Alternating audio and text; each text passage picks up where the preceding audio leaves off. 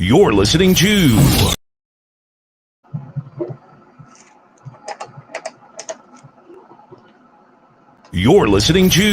WZYE 95.9 FM. You are listening to WZYE 95.9 FM, the most influential name in Caribbean radio in the tri-state area.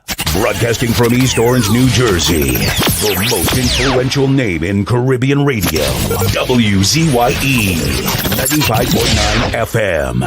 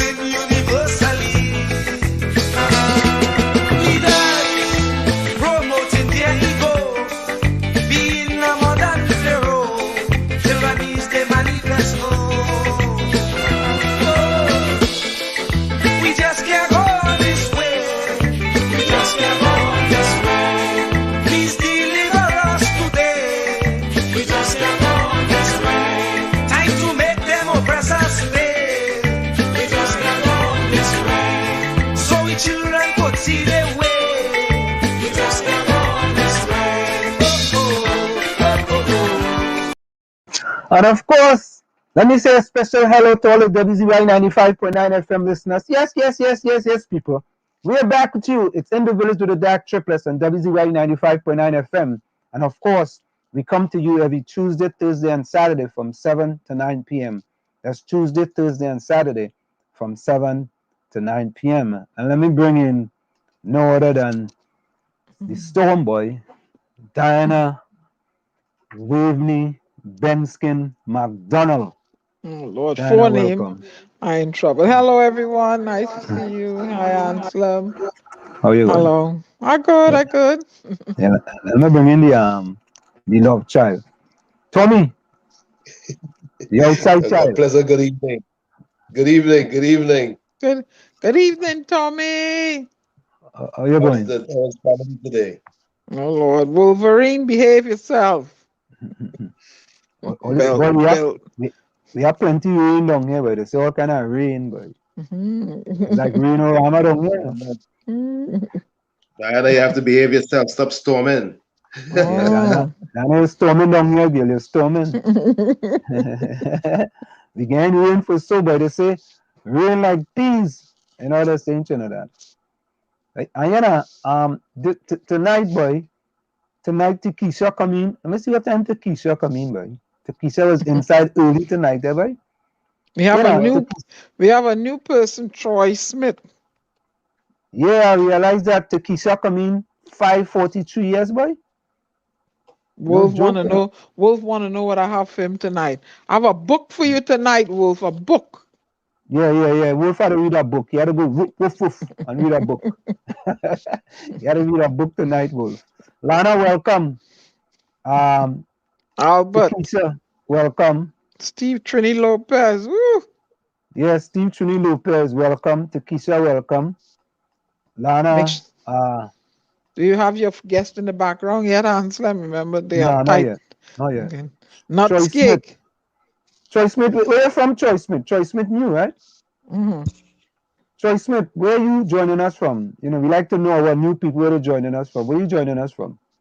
Don't tell us you're from the same village as Nutcake or Wolverine or Run DMC or Breadsticks and Cheesecake. You have a person named Cheesecake in anything? No? You have a person named Cheesecake? I don't know. All right. Let me see who else there. Linda. Let's go back to you too as well. Richie boy. How you doing, Richie? Wonderful. Oh Lord, Ron show up. Who's translation? Translation. Can you translate where you're from for me? Rose. Welcome, Rose. Linda boy. Linda, good night. Templars Creed in the house too, boy. Translation, cheese stick. Translation said cheese stick. Where's that one? Oh Lord, he's trying to tell you he's Templars. He's Templars? He's cheesecake. No, translation say from San Fernando. Sando. Okay. Sando, which Manin or Alwari? Translation is Melissa. Melissa? Or change your name? Rose, good night. Cheese stick, welcome. Cheese stick, where cousin Breadstick? I see cousin at all enough. Where Caris? I feel it run. Not cake say translation. What is translation? So go, folks. We have a secret. We're supposed to have we have a secret guest supposed to be joining us at 7:15, right? Translation say he from 𝗲𝗲𝗀𝗃𝗃𝗃 Constitution. Oh, you know what that is, Diana? 𝗲𝗲𝗃𝗃𝗃𝗃 Yeah, 𝗲𝗲𝗃𝗃𝗃 Constitution. 𝗲𝗲𝗃𝗃𝗃? No, I have no idea. Think about it now, man. He's saying from 𝗲𝗲𝗃𝗃𝗃 Constitution.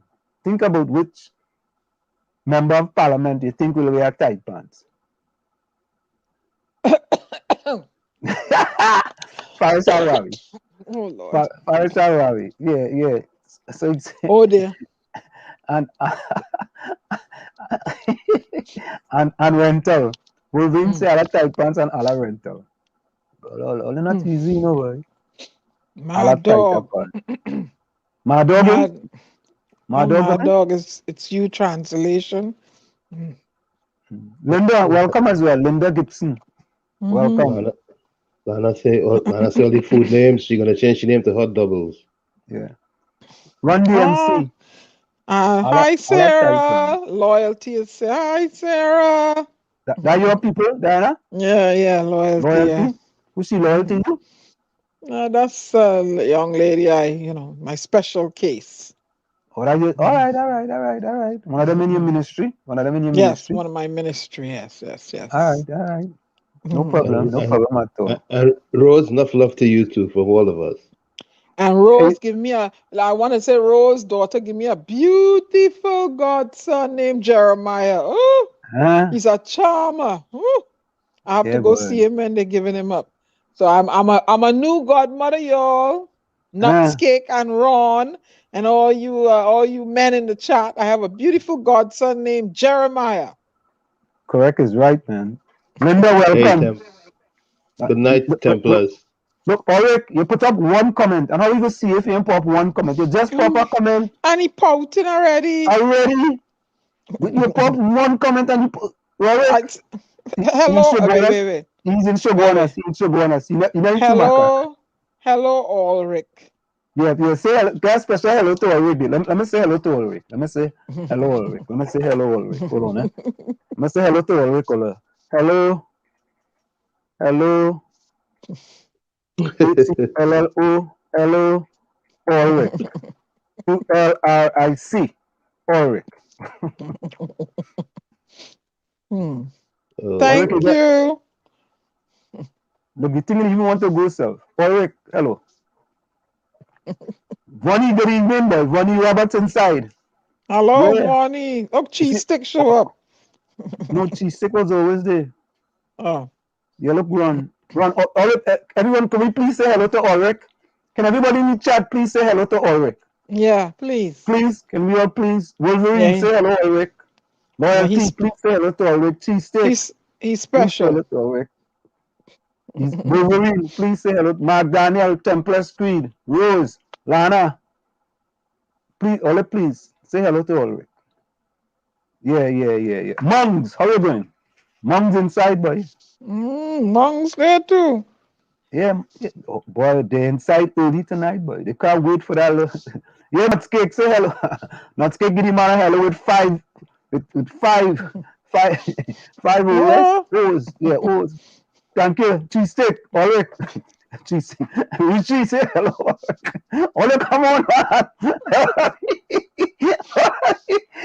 Hello, Patricia. Patricia, welcome back. Welcome back, boy. What was wrong? Oh, yeah. Look at translation. He translate Ulrich name. He translate all the name. Hello, Patricia Munila. You know. Takisha, hello. Patricia, can you say hello to Ulrich, please? All of us are sending Ulrich a hello. Because when he come in. Yeah, is your guest back there yet? Nah, he ain't back there yet. Mom say hello too. Yeah. Vonnie Roberts say hello. So I see. Ulrich, hold on there. Ulrich, look how much people say hello to you. I think since we have been doing this program, look, Mark Daniel say hello. The person who got the most hello in this program is Ulrich.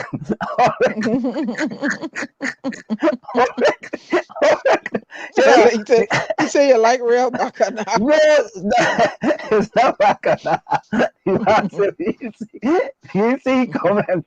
So everybody else say hello. Hey, look, Rock say hello, Ulrich. 𝗵𝗃𝗄𝘃 say hello, Ulrich.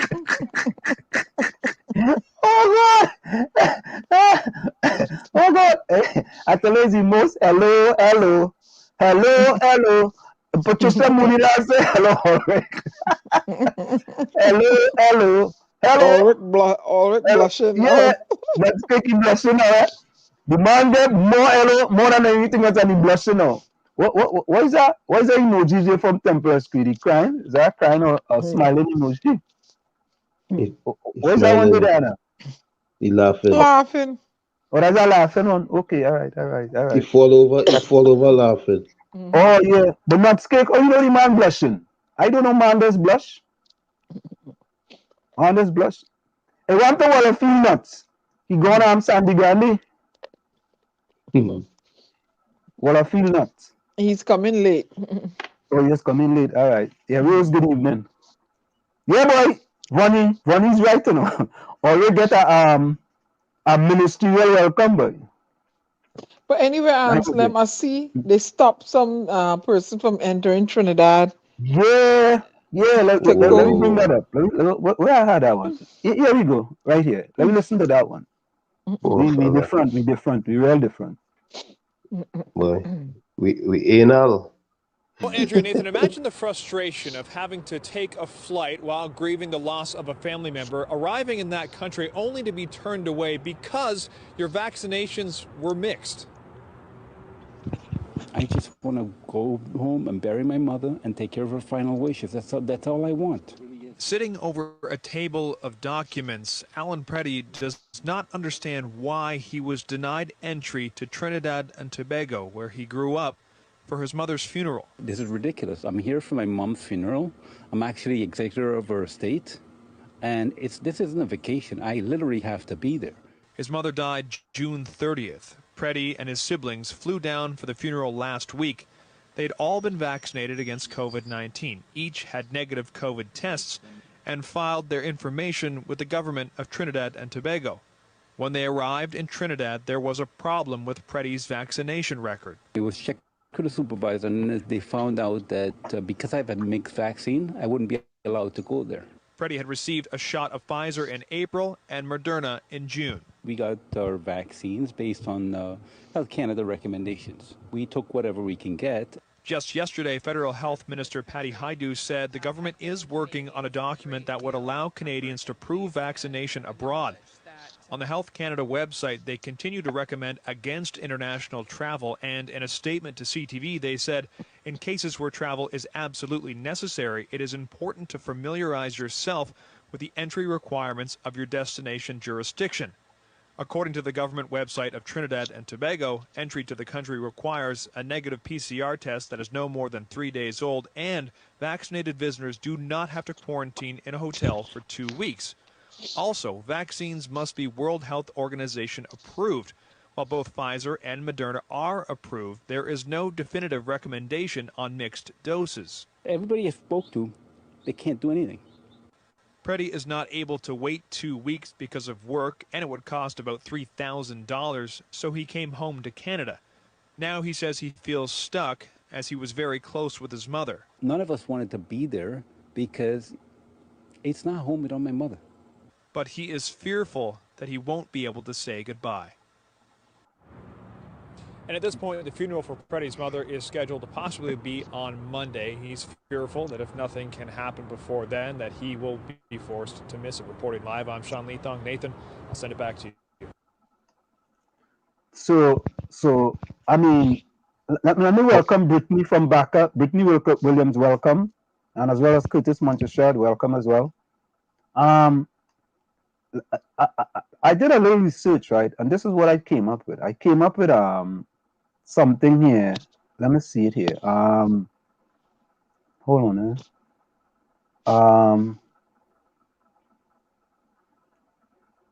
Where did it go, boy? So there is something that Trinidad has. Oh, here it is. Here it is right here. There's something that Trinidad has that actually says, it actually says that you can't mix vaccination. But in spite of that, right? In spite of that, by the way, folks, I did get my second vaccine yesterday. I took the Moderna, and the only really side effect that I have is that, you know, my left arm is you know, hurting a little bit. I ain't get no headache. I get a headache for like maybe a second. I wasn't able to run today. I decided I wasn't going to run today, you know, because I just wanted to take a little rest today, so I didn't run. But other than that, you know, I'm pretty good, you know. So anyhow, back to the discussion, right? So I guess he is not fully vaccinated. He's only 50% vaccinated, right? He had to be because says who? if he take, Why? well, he take a vaccine, right? He take 50% Moderna and 50% Pfizer. Right? So He could have taken the first shot of Moderna and the second shot of Pfizer. I mean, come on. You know what? I find Trinidad and Tobago, they have these encrypted values of corruption and things that, and firewalls that make things difficult for people who present as loyal and truthful and make simple transactions difficult, you know. And the man want to bury his mother. Okay, let him go. Let the rest of them go. But let he quarantine. Let he go to the funeral and let him go back to quarantine and go on out the country. Well, no, not just that, but the Canadian government, in their wisdom, knew that the Moderna vaccine is not quite different to the Pfizer vaccine. So that's why they made a decision to mix the vaccines. Let him go. I don't know what Trinidad and Tobago is getting on. Like, you know, he's gonna come with the Alpha, Delta, Gamma, Lambda, all the variants and spread them. But he had a negative PCR. He had a negative PCR. Thank you. I was going that you picked my brain. That shows that he's not posing a risk. Oh, absolutely. Gosh, Trinidad and Tobago. And then another thing too, I saw where they want to stick swabs up babies' noses, that soft membrane. Let me say this. Ron DMC, that's not nice saying that his mother is white and that's not his mother. That's No, not no, yeah, nice. yeah. Come on, come on. That's not nice. Be nice. Mm-hmm. These are sensitive issues going on here. Yeah, it's his mother. It's green. That's his mother. You Go ahead. understand? But where maybe it's his stepmother. Who cares? It's his mother. She's in the capacity of his mother. I would not give anybody authority to stick any swab up my soft baby's membrane nose in there. No, you're not sticking nothing up my baby's nose. So sorry. I don't know what's going on with Trinidad and Tobago. No, you're not doing it. Let me say welcome to Rishi, Albert Montano, Raj V. And Ellis, also Antonio Clemente is in the house. Yeah, Ellis. Antonio Clement. Yeah. Omar, welcome. Omar's in the house. Hey, Omar's my in the house. daughter, my daughter. Where Ellis joining us from? Ellis, where you joining us from? Don't tell me you're from Ala Tight Pants, Ala Rental constituency. Yeah? All you know, I was giving a joke, I laugh at the whole joke. Right?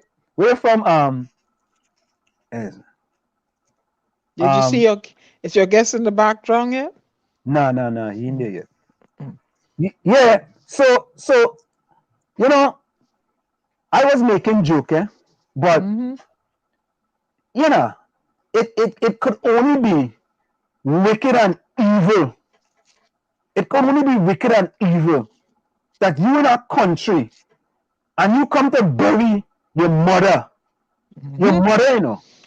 and you in the land to bury your mother, and people telling you, boy, you're only 50% vaccinated with 2 of the main vaccines in the world.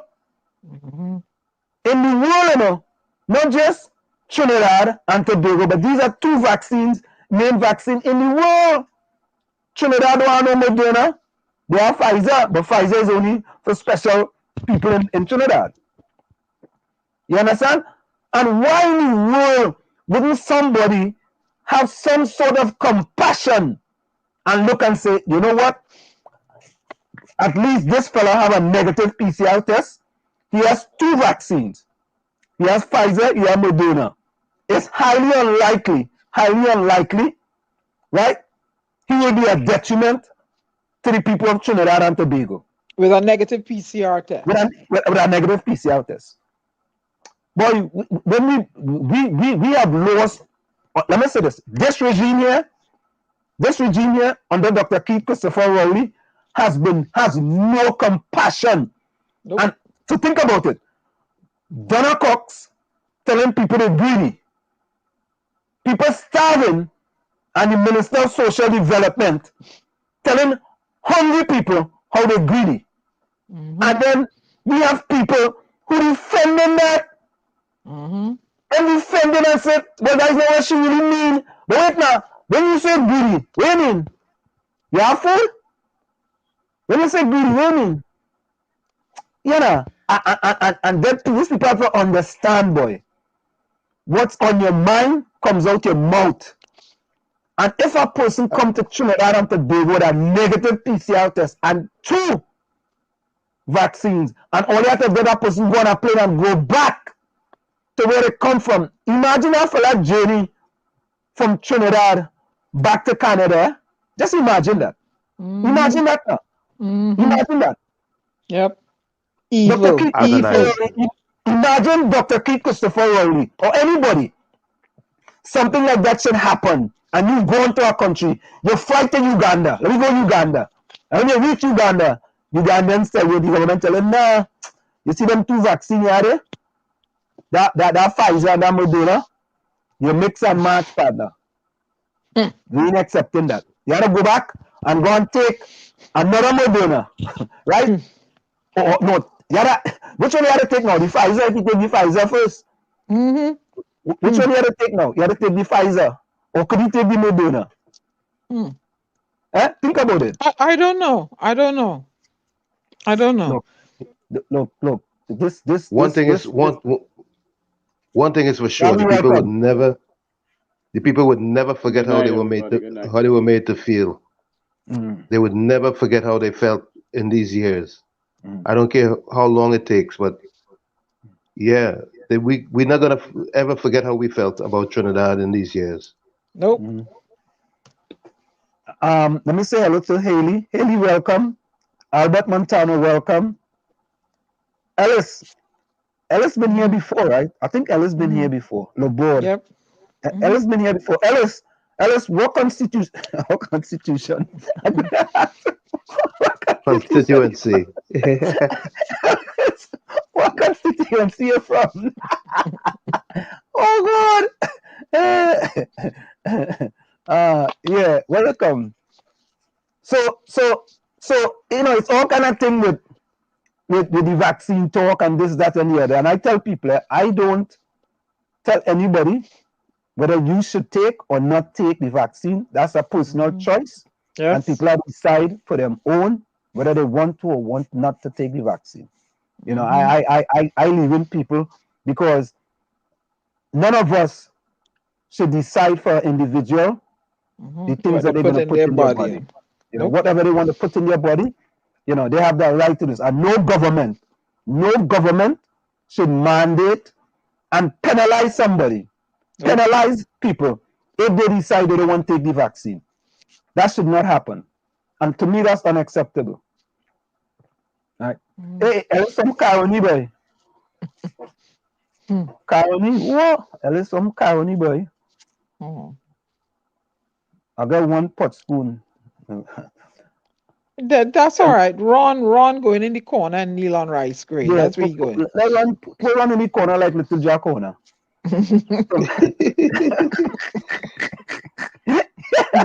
Really corner like little Jack Horner. Like little Ron Horner. See? You'll get one pot spoon in it. Yeah. One just now. Keep it up, yeah. You're gonna get two. Temple Street says, Anselm, those docs that was shown just now, is it available on social media? I like to read what the document that had a validity date of 23rd of July 2021. You know what we're gonna do? We're gonna put it on I'm gonna put it on my page. So go to Anselm Liborn, and I'm gonna put it, when the show is finished, I'm gonna put it up on my page so everybody can read it, because it does say something in there about mixing vaccines. But in spite of that, there's exception to every rule. There's exception to every rule, right? And in this situation, there should have been an exception made. Not only that, but do you think that their assessment is above the Canadians? Well, Trinidad at 1.3 million. You know, I mean. Yeah, I mean, Trinidad have 1.3 million, and Canada is a first world country. Yeah. So Ellis asks, Wall Street, do you remember when vaccines were being given in Africa in the early 70s? Yeah. We had to take vaccine in Trinidad, boy, polio. Yep, line up. Line up, boy. What? You gotta get vaccinated. We know what it was, baby. We didn't know, yeah. I remember lining up and getting a pink syrup. But we couldn't even travel without vaccines if you weren't vaccinated. I remember getting a pink syrup, lining up in getting a pink syrup. I remember that like today. Yeah. But people before us got vaccinated and they have a scar on their shoulder, on their left arm. They have scars. We escaped that. Yeah. We escaped that branding. Yeah. Omar says, I am afraid to die. URP finally paid me a check that owed me since 2018 and it expired. So I can't take my vaccine yet. Oh no. Oh God. Wow. Listen, so Ron, just remember tomorrow is Friday. Anybody in your back yet, Ansel? You said no, not yet. In the back. Okay. Lana says, Raj, we are not getting any Pfizer because USA need it for themselves. Yeah, all ain't getting no Pfizer in Trinidad. All forget about that. And I heard Dr. Munilal raise a concern that the Sinopharm may expire soon because a lot of people aren't going forward for it. So Diana, like Diana, you're good and you're psychic, you know. You know that? You're real psychic girl. Let me listen to Dr. Munilal. Just listen to him. Cut up like a pizza, where citizens of Trinidad and Tobago, by virtue of the vaccines that are available, those citizens would have difficulty with the outside world. 𝗹𝗶𝘀𝗁𝗍 East MP Dr. Rudal Munilal during the UNC's virtual report on Monday night. The opposition MP, who is also a former housing minister in the 2010 to 2015 People's Partnership Administration, claims that Trinidad and Tobago is isolated within the Caribbean and the global community. This in reference to the current mass vaccination drive based on a government purchased supply of 800,000 doses of the 𝗂𝗃𝗲𝗀𝗃𝗿 vaccine made by the Beijing Institute of Biological Products Company Limited in China. Today, Bangladesh banned travelers from Trinidad and Tobago. We have difficulties with health protocols in Jamaica, in Guyana. The European Union has indicated that the main vaccine being dispensed in Trinidad and Tobago is not recognized in the European Union. Canada is also expressing a similar view. These are international matters that require diplomacy, political solutions in the interests of our citizens and travelers. In the case of... So there you have it, folks.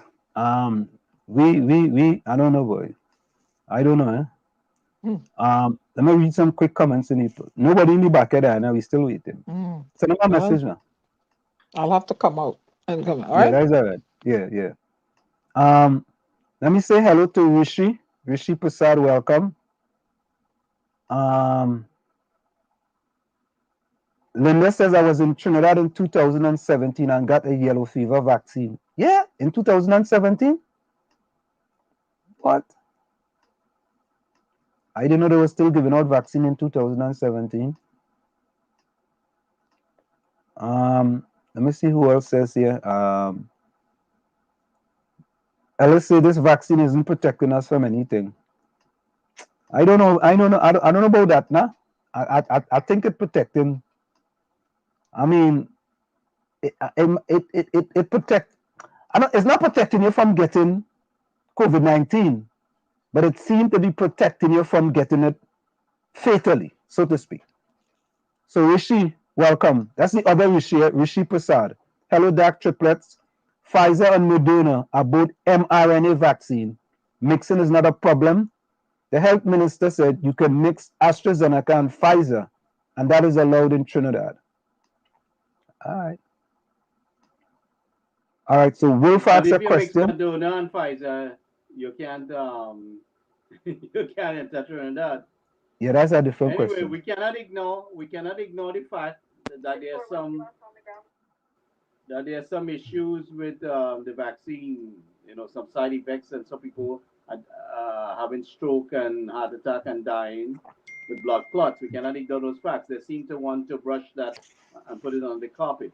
So while some people are fine with no issues, some people are having fatal issues with the vaccine. So guys, let's take this call here. I'm just gonna put him on the mic. This is Steve Trini Lopez. Hello, Steve. You're on WZYE. I'm putting you on the mic.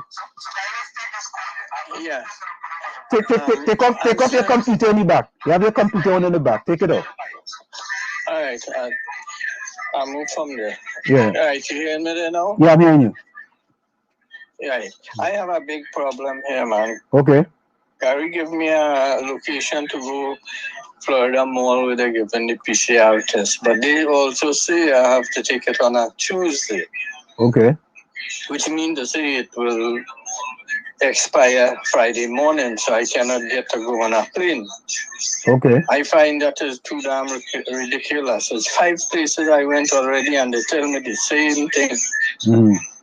And I'm getting frustrated now. All right. I cannot change it to 96 hours. Nah, 96 hours. Nah. So I can get... That's So Steve, listen to this, right? Listen to this, right? Let's call you when the program is finished, and we'll discuss how we're gonna solve this problem. Okay? Yeah. All right. Okay, we'll do that. All right. Yeah. Bye bye.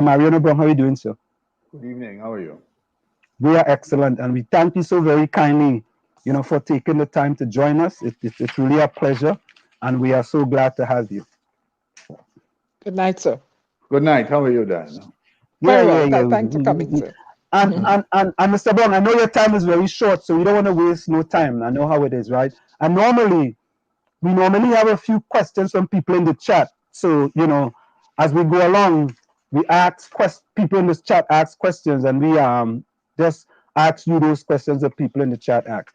Now, Mr. Brown, looking at COVID-19 today, right, and we just see that Trinidad has been downgraded, so to say, but the Minister of Finance said that they haven't really been downgraded.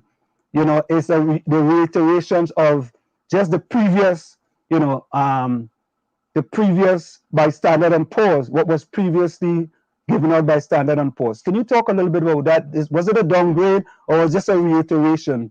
No, it was not. It was not downgrade. What they've done is retain status. The status is that Trinidad and Tobago is ranked, if you want, the last notch on the investment curve, which is BBB minus. So it retains investment grade status, at a much lower status than it had before.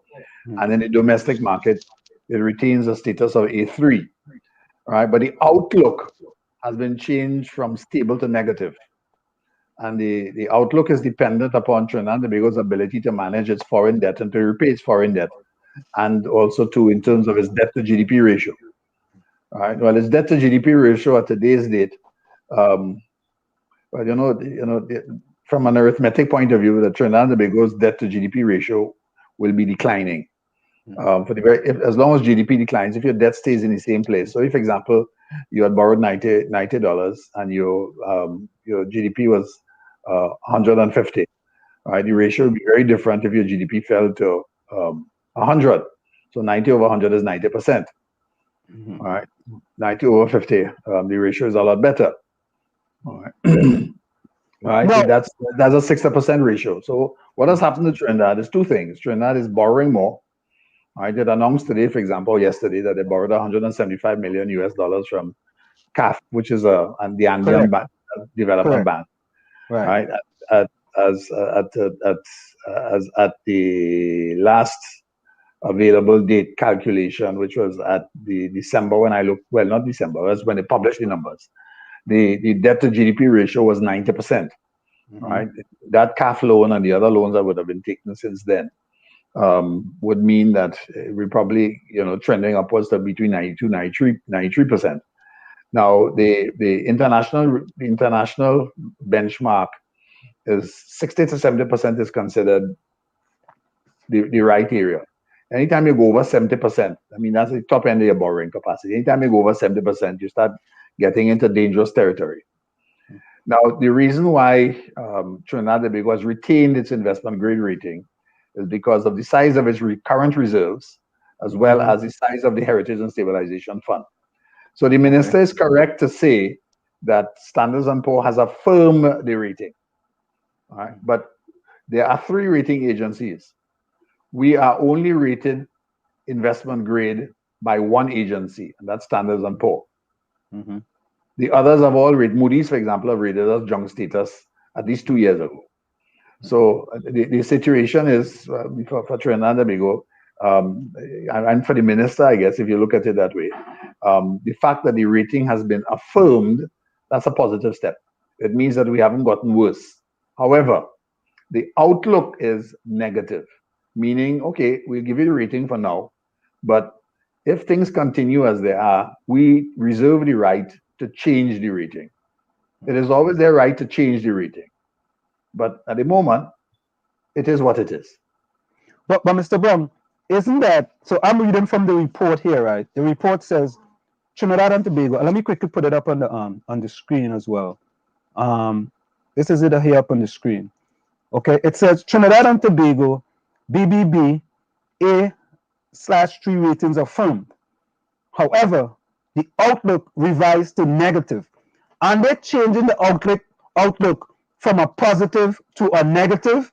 Right, they're actually changing it. Revised to negative from stable on weaker economy. The outlook wasn't positive. The outlook was stable. Stable right, means stable. Yeah, right. Stable. Yeah, well, I said that. So, well, yeah, the outlook is revised to negative, but that's not the important thing. The important thing is the top line, right? Ratings affirmed, right? Which is what the minister is focusing on. All right. Now, when you examine the desiderata, i.e., the explanations which were given, right, the economy is much weaker. The outlook is much weaker, right? And they are saying, okay, we accept that things are bad. COVID hasn't helped things, made things a lot worse. Right? But at the same token, we will give you a pass for now because of the Heritage and Stabilization Fund and because of your size of your reserves. That's it. I have a question for you, Mr. Brown. Three, I'll pose them throughout the discussion. How much of a hit is Trinidad and Tobago expected to take? And as the economy is negative or in shambles, as you say. I didn't say shambles. Negative. And what do you think the government is doing to get Trinidad and Tobago back on the standing that they had in the Caribbean? That's near impossible in the short term.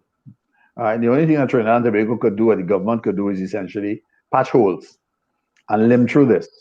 A turnaround is difficult. I mean, I have done turnarounds of at least 2 banks in my time, 3. All right, and it takes time. It takes years. A turnaround doesn't take place in a year or 2. This is not the US. All right. So, for example, the US found itself in a very difficult position.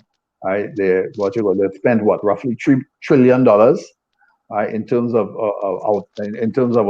government injections into the economy, and all of a sudden, within I think today's announcement on Bloomberg was that the numbers had suggested that they had recovered to pre-COVID activities.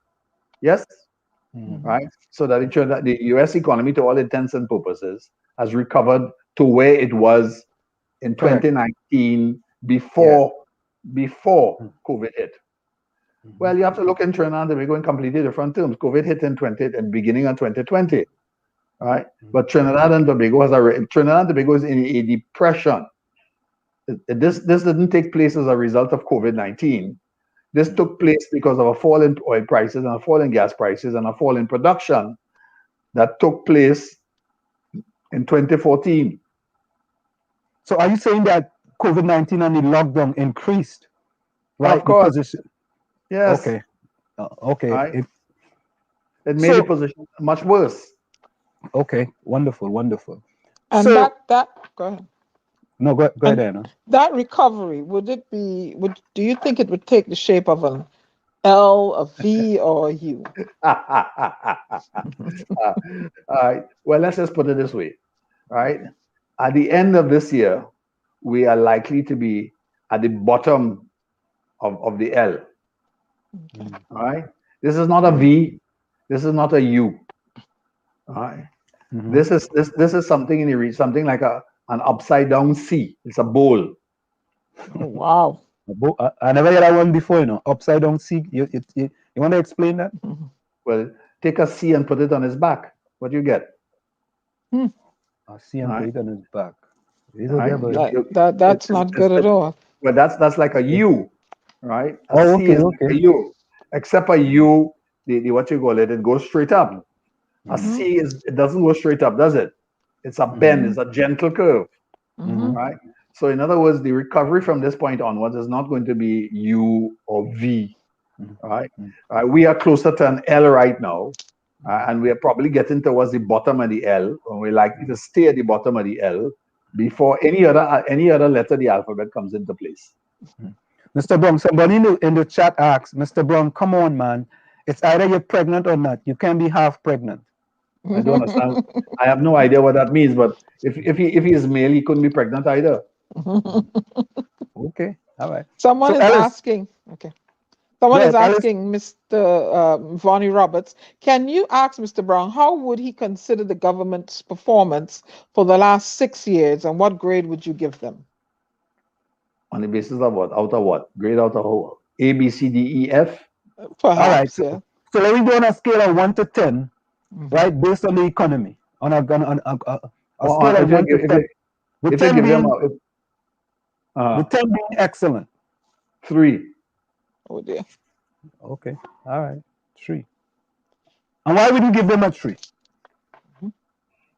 Well, because they've done some things. they have attempted to do some things, but at the same token, they have not put out a comprehensive statement as to what they're going to do. What they've been doing, what the Minister of Finance has been saying on every stage of the game, is borrowing to defend the standard of living. Well, you can't borrow to defend the standard of living forever. All right. I mean, so what you want, and that is a recipe of stasis. What they've done is, I mean, let's just say, for example, that you have to give them points for making some measure of reduction in expenses. I'll give them that. All right. If only because, and I'm not even saying that as an active decision. I'm saying as a passive decision. When your income falls, you have to cut expenditure. Full stop.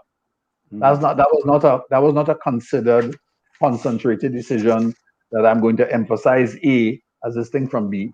When one is in a difficulty and you're doing a turnaround exercise, and this is a turnaround exercise, and I'm sure, Mr. LeBon, that you would understand that from a business perspective, this is a turnaround exercise.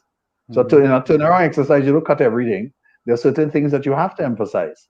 So the question is, what is the emphasis, and what are the fiscal incentives that have been given to support that emphasis? Well, if you give fiscal incentives to support construction activity is not going to turn around the economy. All right. Correct. All right. I have another question for you. Isn't that 100 million that they're getting from CAF to be dedicated to the construction, to the infrastructure within the country? Well, it's going to fix roads. Yes, it's going to fix roads. That's what they said. But can they use that money to pay off some interest, for example, interest on all the loans that they have taken out, right? Well, money is very fungible, right? If I lend you on certain conditionalities, then by definition, you should do what you say you're going to do with the money that I've lent you. If you take it and you use it for something else, right? You would lose some credibility with me as a lending organization, and I'm not likely to lend you very much more. But how would you know? How would you know if I do that? How would you know if I do that? But that's straightforward. I lend you the money, I monitor to see what you use it for. Okay. If you are a bank and you give somebody money, you just give, okay, you go down and run the money with what you want, or you're going to look to see what they did with it. What would you do? Well, no, I will monitor them, but it's Trinidad and Tobago, you know. I don't know what that means. I spent 25 years in banking. I don't understand what that means because it's Trinidad and Tobago. Well, I lent you money to do X and you went and do something else with it. Well, when you come back by me, I'm not taking you seriously because I don't know if you're going to hold to your word. I have a question for you, Mr. Brown. What are some of your thoughts on where Trinidad can release its stranglehold on Tobago?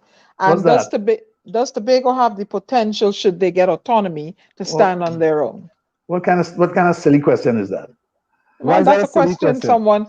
Well, I mean, what is a stranglehold in Tobago? How does Trinidad have a stranglehold in Tobago? What does that mean? Well, Mr. Brown, you may differ with the statement, but it's a question. I just asked you a question. What does that mean? I didn't ask anything about different. So let me say this. Go ahead, answer. Means to say that how Trinidad have been treating Tobago like a stepchild. What does that mean? How Trinidad and Tobago treated Tobago like a stepchild? Tobago is entitled to 4% in the national budget to spend as they want. 70% of employment in Tobago is employment with one agency, the Tobago House of Assembly. How the hell could that mean that Trinidad has a stranglehold over Tobago? What does that mean? It's a silly question. Well, Mr. Brown, it's a silly question to you. All right, yes, it is. But not the person who asked the question. The person who is asking that question isn't thinking. No, that's not true. I can't help it. No, Mr. Brown. Okay. You can't tell me. I just put it that way. You know, like no, Mr. Brown. I think what's important is that when you come in here, right? It is important that we have a little sort of respect for each other, because if we go, when you tell me that Trinidad has a strong no, she asked a question. It was on behalf of a person. It was a question.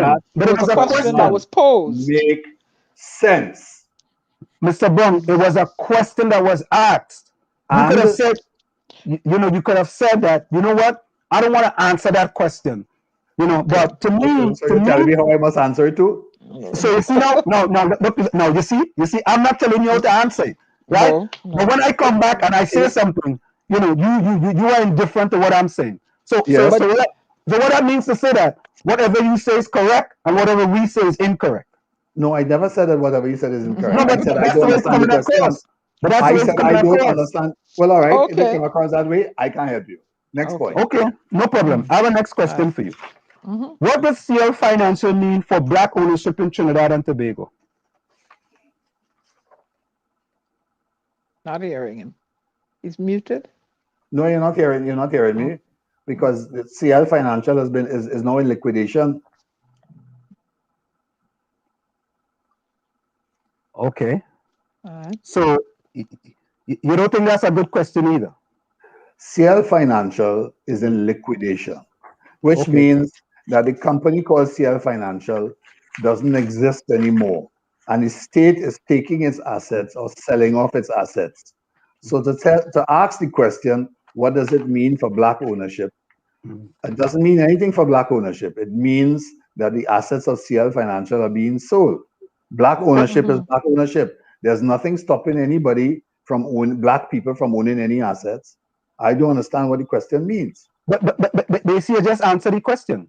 No, I didn't answer the question. No, you answered it. You say it doesn't have anything to do. It doesn't mean anything for black ownership. Well, okay. That's what you just said, right? So you answered. There's nothing preventing black people from holding or owning assets, right? So that's it. It doesn't impinge, affect how the black population operates. Okay, I mean, and again, that's your opinion. So, another question, right? Just recently, there was an article by Asher Javid, says 611 million and counting. That's the cost to taxpayers of CL Financial Cleco professional fees, right?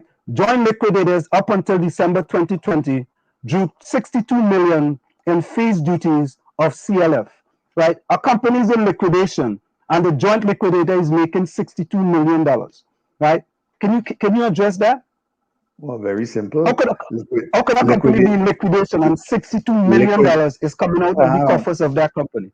Liquidation doesn't mean that the company doesn't have assets, you know. Liquidation means that the assets are being sold. When you're in liquidation mode, right, whoever is getting the benefit of the assets is going to lose some portion of the assets for the expenses of realization. I'm sure Mr. LeBron could give you a whole lecture on that, right? So the bottom line is if that you are liquidating items which are billions or worth billions, then by definition, the fees are going to be large.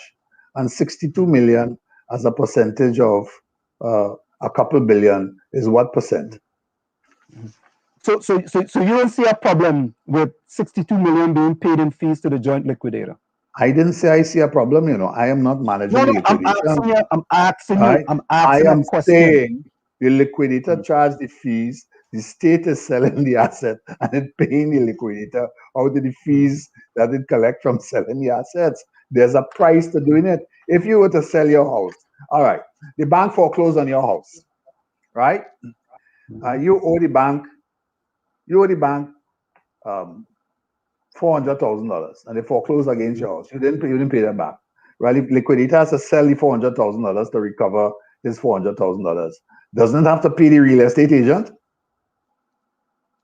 Yeah, they have to pay them a fee. Well, all right, so they pay them a fee as a percentage of the $400,000.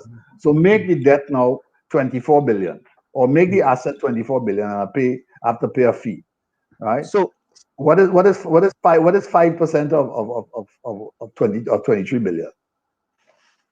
So Mr. Brown, as $1 billion, those are that's the business. That's what happens. What do you want me to tell you? I can't defend the fee. All right. No, I'm just looking at it. I'm looking at it as an outsider. And to me, a company's in liquidation and 62 million going to a liquidator, I find is exorbitant. So it makes me to wonder. It makes me to wonder what else is going on with that $62 million. Okay, all right. Well, if you have a company, let's go back again. Your house, the bank foreclosed on your house. Your house, the total amount that you owe the bank is $400,000. The bank figures that it sells it and it gets $300,000, but it has to pay the real estate agent. All right, it's paying the real estate agent. The real estate agent fees is what, 5%? Yeah, 5 or 6, sometimes 3%. In this country, it could be 6%. All right, so 6%. It could be 6%. All right, the bank is already losing 100,000. Right, it's already lost 100,000, but it has to pay the person who is selling the house in this regard. So the bank is now losing, instead of losing 100, it loses 100,000 plus 6% of 300,000. Those are the costs. Those are the cost of realization. So Mr. Brown, I know you got to run, right? Can you stay with us for a quick second? We got to go for a quick station identification. Fine, by all means, you go to this quick station identification. I'll be right back. Of course, folks, it's in the village with the DAG Triplet. We have with us former Minister of Trade and Minister in the Ministry of Finance, Mr. Mariano Brown. We'll be right back. Quick station identification. You're listening to WZYE 95.9 FM. Okay, Mr. Brown, we're back with you. Mr. Brown, did you ever... Go ahead. Yes. Hello. Yeah, Mr. Brown, how are you doing? This is 𝗹𝗶𝘀𝗲𝐿. How are you? I am fine. How are you? This Dr. Rowley administration, has they ever reached out to you for any advice when moving forward with the economy based on your experience and expertise? To say, well, being, that your personal well informed and handling these issues. Have they ever reached out to you?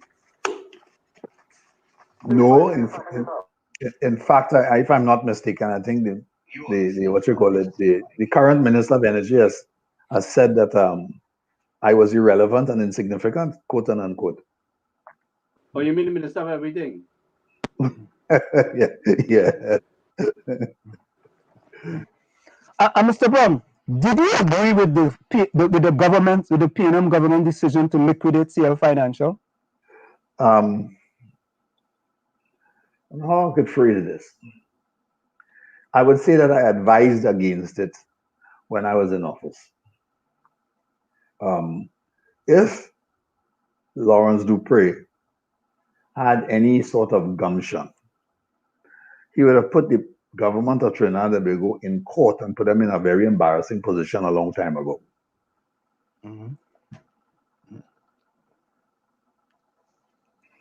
You don't want to add anything to that? Well, what do you want me to add to that? You're very pensive in that question. You're very pensive with the answer. You know? You're very guarded with the answer. You know? That's all right. That's okay. That's not guarded. I made a very, very serious statement. Let me repeat it. If Lawrence Dupré had stones, he would have put the government of Trinidad and Tobago in court long before it reached to this stage.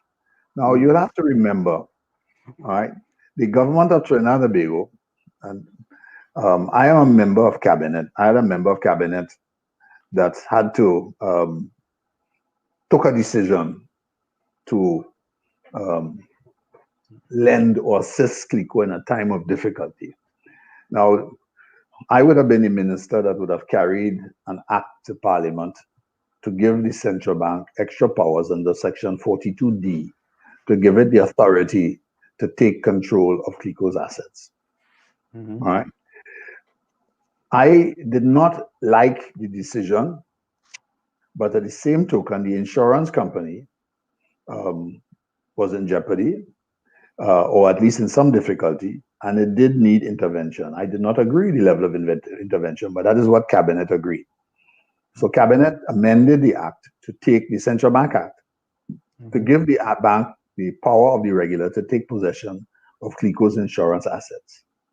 However, CLF fell under no regulatory authority. The government of Trinidad and Tobago negotiated an agreement with the directors signed by Mr. Dupré, which gave the government certain rights, but also gave them certain duties and responsibilities. In my opinion, the government never held to its end of the bargain. And that if at the expiration of the agreement was meant to run a course for 3 years. The agreement was extended 17 times. In other words, Mr. Dupré and company agreed to extend the agreement 17 times. You mean they had to sign, every time they extend the agreement, they had to sign off on it? Correct. All right. At no time did they call or hold the government to account. Had they done so, the result today would be different. All right? And that is my position, that had he more gumption, he would have done so. He did not do so. And I make the point, as much as 𝗧𝗃𝗀𝗀𝘀 or CL Financial and Lawrence Dupré may have been fault in terms of some of their management decisions, and I accept that they made mistakes, I also want to say, when the government takes over an organization and undertakes to do certain things, then it must do them. And the government did not fulfill its end of the bargain. And if Mr. Dupré had gone to court, I am pretty certain not only would he have retained control, but he would have also been able to sue the state. So in your estimation, why do you think Lawrence Dupré did not go to court? I cannot give you a reason for that. So, Mr. Brown, another question. Do you or did you see CL Financial as a black conglomerate? I didn't see 𝗧𝗃𝗀𝗀𝘀 as black anything. I saw it as a conglomerate. Okay. All right. So, you know, with me personally, Diana, Gary, and Tony, with me personally, when I'm looking at the numbers and I'm looking at the auditing firm, for example, Deloitte Touche Trinidad has earned about $225 million, from 2012 to 2021. Right, it earned $91 million from 2012 to 2015, and $134 million from 2015 to 2021. It concerns me a lot that a company is in liquidation, right, and all these fees are being paid, such enormous amount of fees, and this company is in liquidation, and there's a certain value that have been put that in order for to take this company out of liquidation, they have to pay X value. For example, if it's $3 billion, right? But all these monies are being paid to all these organizations. And it just seemed to me that this company is really a cash cow, for certain people. With all these fees being paid. What do you say about that? Are they doing the work? Well, I don't know. I don't know what they're doing, but who hired them? Well, the government. Well, then we have to ask them to account for it. No, I'm just asking for your opinion, though. I'm not. I can't make an opinion on the basis of a number. I do not know what went on behind the scenes and who did what work. I don't know. I can't answer that. Right? Okay. I would presume in these circumstances that the state, as a responsible body, following through with certain things, would have paid professional fees for certain professional services for which it received a certain value. I cannot speak to that. Right? Is it predatory? It could be. But I am not in a position to give an opinion as to whether it's too much, how much, or otherwise. I do not know what they did. And I would expect that the state operating in such a fashion would have acted reasonably and in a professional business manner, not to give away money. Right? Now, if I were to find out differently, then I would change my opinion. At the moment, I have no opinion. The figures look high, but I do not know in relation to what. Mr. Brown, what do you believe is the climate currently for foreign investment in Trinidad, and what can be done to attract foreign investment? Trinidad has built its energy sector on the basis of foreign investment. It built and has received substantial inflows of foreign investment. Under the latest report, Trinidad is one of the worst performing economies in the context of foreign investment and has actually had disinvestment. If you use that as an evaluation of the current system, you'll have to say that the climate for foreign investment in Trinidad and Tobago is poor. Well, one of the things I recognize with this Dr. Rowley administration is that investors were looking to run away from Trinidad and Tobago as he took office within the first year or so. I don't know if you saw that, Mr. Brown. If you saw that. You have to take, as I said before, Trinidad has been in depression. Right? And I made the point that if you wanted to achieve, when you asked me the question about how would I evaluate Trinidad and Tobago on a scale of 10, I told you 3. And I said that if you wanted to address Trinidad and Tobago, you had to address the economy, right? Which is the question that you ask. And to do so, you had to come with a credible turnaround plan and or changes if you were going to make changes or if you were going to adjust or move the economy from an angle which was downward sloping and to change the angle so it gets to the bottom, right? And start to move up to the top. And as I said to you, I think Trinidad and Tobago is at the bottom, right? Now, whether it goes up and starts to change that angle of elevation depends upon the decisions which are made, either 1, to encourage domestic investment, or 2, to encourage foreign investment. At the moment, the area of significance which has attracted the biggest quantum of foreign investment is in the energy sector. The energy sector, natural gas in particular. We know that the volume of gas being produced declined from a high of 4.1 billion scuffs a day. Scuff is a standard cubic feet, 4.1 billion cubic feet a day. Right? It is now down to approximately 2.8. As a result of that, a number of plants in the energy sector have been shuttered, idled. Nobody is going to come into the market to invest any money to put up a plant if they don't know where the gas is going to be coming from. So one of the key changes that you would need to make in the current situation is to change the investment climate in the energy sector, gas in particular. As recent as Tuesday or Wednesday, right? There was a report in the press which indicated that BP, the largest producer of natural gas in Trinidad and Tobago, was expected continued declines over the next 2 or 3 years. In those circumstances, it also reported that it had lost a couple $2 billion operating in Trinidad. Well, in those circumstances, you're not going to get additional investment or investments beyond which have been sanctioned by the board unless the rate of return and or the volume of return was going to be sufficient to cover the investment. So those are the matters which have to be addressed. And I don't think that the government has addressed those matters in a fulsome fashion in which it is required. So, Mr. Brown, there's a question here in the chat. NLCB makes millions of dollars. Where does that money go? NLCB money is actually paid into the consolidated fund.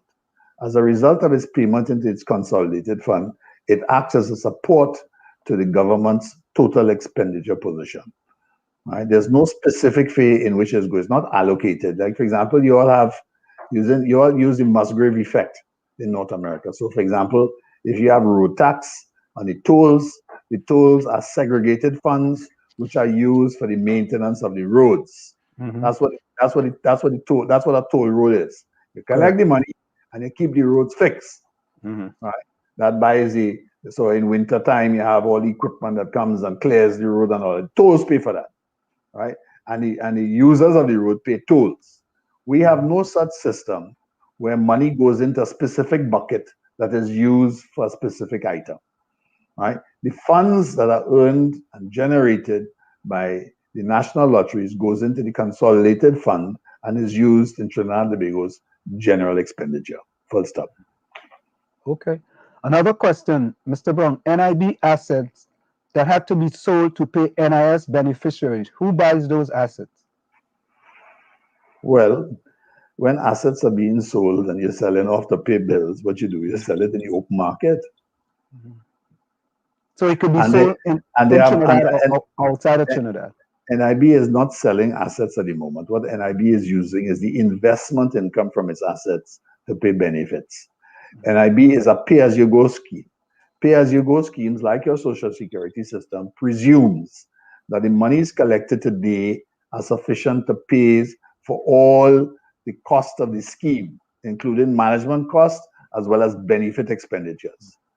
Unfortunately, the benefit expenditures are greater than the contributions which are earned. And as a result, NIB is using some of its investment income to pay that. It has not yet reached the stage where it has to sell assets.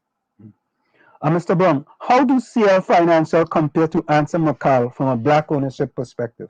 𝗪𝗪𝗀𝗀𝗆 is a diversified conglomerate, right? It also, when it was McCall, also went into receivership.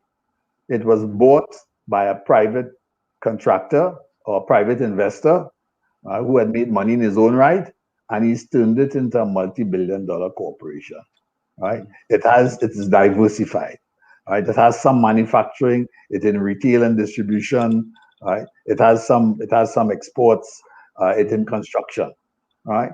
It is operated, right? It also has insurance assets, it also has financial services assets, right? So it's a diversified conglomerate. 𝗧𝗂𝗲 was similar, it's a diversified conglomerate, right?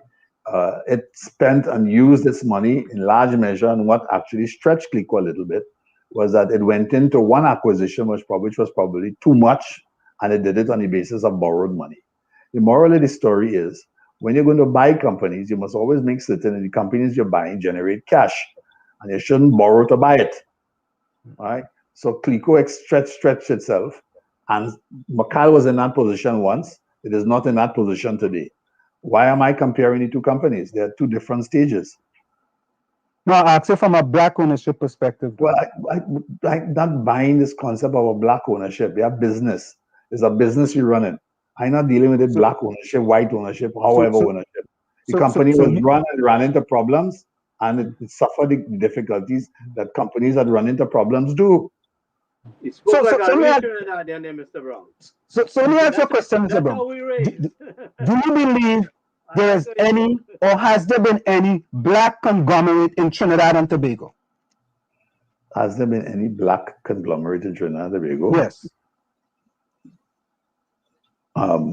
Why should the color of the ownership matter? No, but Mr. Brown, come on, man, come on. I don't know. I'm not living in the States, you know. I live in the Caribbean. No, but I'm not bothered by who. No, we are not. Well, no, but it's a question. But it's a question. But it's a question that has a value-driven perspective, which does not drive me. No, but I'm not asking you to be driven by it. I'm asking you a specific question. And I answered you. He answered you. So there's no black conglomerate in Trinidad and Tobago. That's okay. That's okay. I have a question for him. Mr. Brown, what sectors of the economy are likely to recover the fastest or the slowest after this whole the sectors of the economy that have continued to do well and will continue to do well are those sectors which have diversified their production base and are in the business of export. Those companies that depend on foreign exchange determined retail distribution items, right, without a source of foreign earnings will have difficulty. And you will expect that there will be some failures in much the same way that there was a wide range of business failures between the period 1986 to 1990. And I know Mr. Brown, black and white. Anselm, he's pressed for time to remember. He said, I know. Mr. Brown, why is Tobago so underdeveloped? Why is Tobago so underdeveloped? Let's just see now. Tobago is underdeveloped in which perspective? Well, from an economy perspective, from a roads perspective, you know, a road perspective is underdeveloped in a road perspective. Infrastructure. What infrastructure does Tobago lack?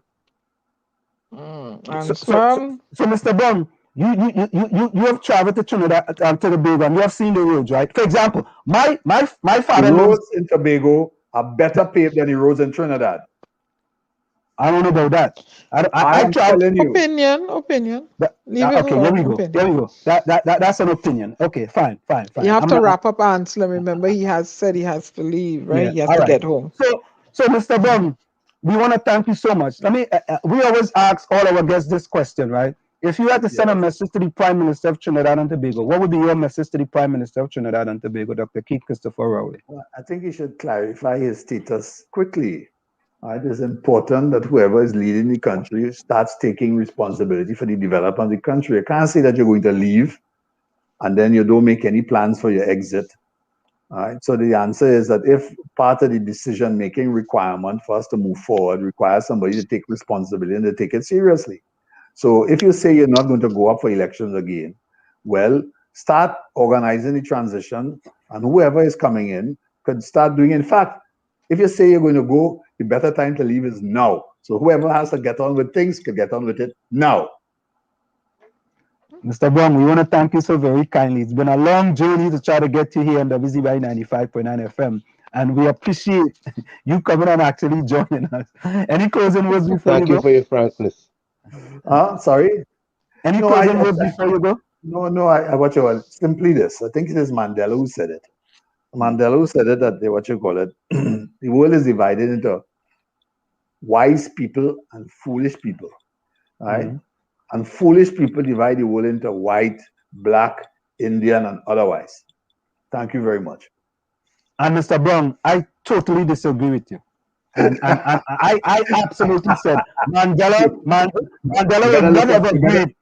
Mandela would have not agreed with that statement the way you put it. Mr. Brown, we thank you so very kindly. By all means, take care. All right, take care. Have a good evening. Safe journey. Yeah, bye-bye. All right, bye-bye. Thank you. Yeah.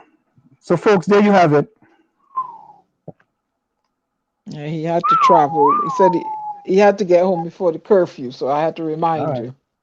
He made that point known to me before he came on. All right. Okay. All right, buddy. I'll tell you, buddy. And the people in the chat, they go on to get rum and Jack Daniel, all kind of thing, boy. Oh God! Oh God! Oh, Shira! You know, let me tell you something, right? Let me tell you something. Huh? There's a quote that says, right, and I'm using this on myself. It's better to keep your mouth shut and make people think you're a fool than to open it and confirm it. So I would just keep my mouth shut. That's all. You know, and you know, because let me show you something. I will show you something. I will show you something. Shall I hold you a minute? Hold you a minute. You see, this is what I did, right? I prepared for the program. Oh, you see that? Oh, you see all them? I'm gonna put it here. You see that? Those are all the questions on that one there. And then look at the other one. This is the other one here. You know, prepare with all these questions, right? Because, you know, when you're bringing people into the village, certain people, you have to understand, you know, those individuals. You have to really understand them. And, you know, Haley, and let me tell you this, Haley is so right there. Body language is everything, you know. Oh God! Are you interested in getting back in politics? And Bonnie Roberts asked if I'm interested in getting back in politics. What did somebody say? Slim, body language is everything. No, Ron, I ain't showing that for you. I ain't showing that for nobody. Seriously, that is for me. That is for me. I said that's for me. Personally, that is for me. You know, I rather for my Yenabong to think I'm a fool than to, you know, I mean, come and say other comments with regards to the things as he said. Because I think we asked him some critical questions. I think the questions were very critical, and we keep it real in the village. When you come into the village, we keep it real, you know. And body language is everything. Let me just say that. Shara. Hi, good night. Good night. How you going? Long time no here. I know. I had wanted to come in on Tuesday, but Gary saw my message a little late, so we said, all right, Thursday for sure. Hey, Shara. Hi. Lana say, Mr. Brown say Uncle Keto should go. But he made some good points in between there too. Yeah. Because it doesn't make sense. It doesn't make sense saying that you're leaving and not setting up a plan for continuity. Marissa says, don't light ants, and we didn't. Takesha says, that's how PNM party train their ministers. The men have no respect for women. Oh yeah, suddenly we don't know anything about Tobago. Patricia Monilal. Look now. Ruchi said, look now, Stoops. You can't see that? That's Kick said, make my coffee. Hold on, Because Haley say because Mr. Brown eating steak and shrimps with the money. What's that? Ellison, Mariana is a month, and so I guess that's why you're on edge. Diana, glad you took a back seat. No man is to speak to any woman in that manner. PNM never made whatever that is. Rose, I missed your question. I asked Mr. Brown if China take over more than 50% of us. Yeah. Was that so far, right? On a scale of 1 to 10, that was a -0. That discussion there. I have to be honest with all you. You know? You see, I came out of it, right? Yeah, that was a -0. That was a -0. He was great. He was greating me with a greater. But guys, let's be honest, eh?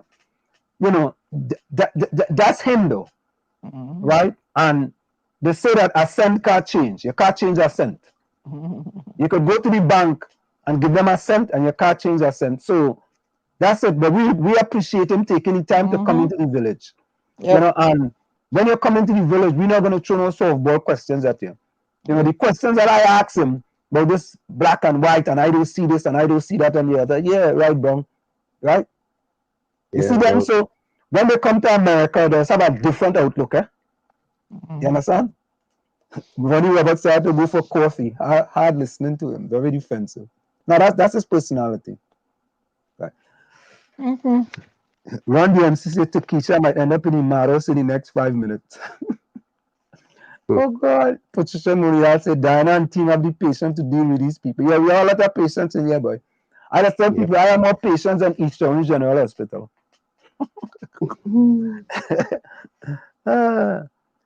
Wolverine said Diana, I really know to raise people pressure. Wolf. Yeah. All right, so Shaya, how are you doing? How are you doing, young lady? I'm doing good, thanks. What about you? What about all of you? We are doing fantabulous, you know. We are doing fantabulous. Very good. Very, very good. We're dealing with the pandemic. I just had my second vaccination, my second vaccine shot today. You know, so now I'm fully vaccinated. And how are you feeling? Well, I tell you, I feel good. I feel it's only since I'm here I started to sweat a little bit, but I think that's because in this room here hot. But I feel good. Okay. My arm a little sore. You know, other than that, I had a slight headache, slight headache, but so far so good. I decided not to run today. Okay. When I took the first shot, it said next day I went and I run 5 miles and I was pretty good. Wow. So I just decided I was going to take it easy today. Okay. You know? Well, not taking any extra strength paracetamol? No, nothing. Nothing. To be honest with you, I'm a person try to stay away from those things unless I have to. Okay. You know, and so I haven't taken anything. But I'm okay. So tell us what's going on in Barbados. How are things? Well, this actually is like the final, well, what would have been the final week before Kadooment Day, because Kadooment Day is usually the first Monday in August, which will be this coming Monday. So once again, no crop over, and we are on curfew. So, you know, it's a little strange. You know, like there have been lots of like pictures of people reminiscing of past years when they would be out partying right now, you know, just having fun. And here we are on a curfew. Oh boy. What are they going to do? Why do we have the curfew? Because there's a rise in COVID? Yeah, so there was an increase in some cases. Because I think what people need to understand is like, once community spread is stated in a country, like you just must continue following the protocols, regardless of, you know, like certain restrictions being removed, like always ensure you still follow protocols. And I guess in opening up, people thought that meant like opening up means that we can become a little lax. And that's probably what happened in some instances. So the numbers started to rise. So before it got too extreme and our healthcare system was grossly overwhelmed, they decided to just put us back on curfew. And yeah, that's where we are right now. Yeah. Okay. And so the curfew is from when to when now? From 11 p.m. to 5 a.m. every day. Oh, that's not bad. It's not bad, no, but like that's for instance, yesterday actually was the common entrance in Barbados, or 11 plus, as some countries might call it as well. Normally that's in the beginning of May. So due to us being in lockdown earlier in the year and different things like that, got pushed back to now. You know, summer camps have been canceled because children aren't allowed to go there to be able to socialize and just have fun. So, you know, some children are really feeling it as well. You know, they're very down because once again, they're being stopped from doing something which was just so normal and something that they were looking forward to, especially having been in lockdown already for the year for so many months. So, you know, parents are dealing with that, and now it's just the waiting process of getting results and then the rush to ensure that they have everything ready for school for when the new term starts. So it's a lot of things going on here. And then on top of that, if y'all are aware, our Prime Minister has stated that we will be transitioning to a republic come, I think, November the 30th. And a lot of people are having their comments on it because they do not believe we should just be transitioning without us having an input into how we would like the republic to be when it does come into force. They don't believe that we should just be transitioning and then a constitutional change happen. Oh wow, that's interesting. Yeah, so we have a lot of things going on here, and then of course we have low vaccination rates here as well. So, you know, it's like just trying to get people educated on all of these issues and, you know, just figuring out a way to like move forward. And the thing is, and I understand the reasons why some will go and get their vaccines, why some do not want to get the vaccine as yet. So just lots of things going on right now. There has been meetings with the social partnership, and, you know, they have to make a decision if being vaccinated is going to be mandatory, and what's the way forward for those who either can't or don't want to be vaccinated. Maybe having more regular PCR testing because community spread, low vaccine rates as well, people's, I guess, like hesitancy to take the vaccine, and also those who are unable to take the vaccine for whatever reason they have. Most cases it's medical. Dealing with that, and the closures that have been happening that are affecting businesses and obviously infringing on people being able to do just regular socializing activities. So it's a lot of stuff going on here right now. Even though all of that is going on, there are some people who are here as well, some Trinis, some who I had seen reported in the news in Trinidad, others who I know personally, and it's just managing everything going on there as well. Oh yes, and being in touch also with the parents whose children need to come back to Barbados for school, and, you know, just dealing with like what is going to be the position in regards to them coming in and quarantining and just different things like that. Okay, interesting. Yeah, so lots of things going on here right now. Do they have a Barbados pass like I would have a TT pass in Trinidad? Is there something Barbados pass? Yeah, like we have to go online and you have to fill out the information in order for you to come into Barbados. No. There's no pass like that. You just have to just follow the protocols, fill out the regular immigration entry form, and you can come in. There's nothing like that. No, and I don't know if you're aware, but we recently created a bubble with some of the other Caribbean territories.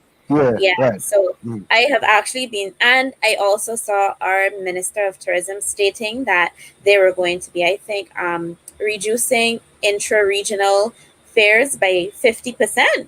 And I see there are people who have been taking advantage of that so far. So I think that's very good for all the economies and for people in general to at least, you know, be able to go and have a good experience, so to speak, in spite of everything that's going on. So, you know, I just hope we can maintain it. Takesha says, answer, next time let us know in the chat when you're coming back here, please. So we could bring some tablets and mix it with rum.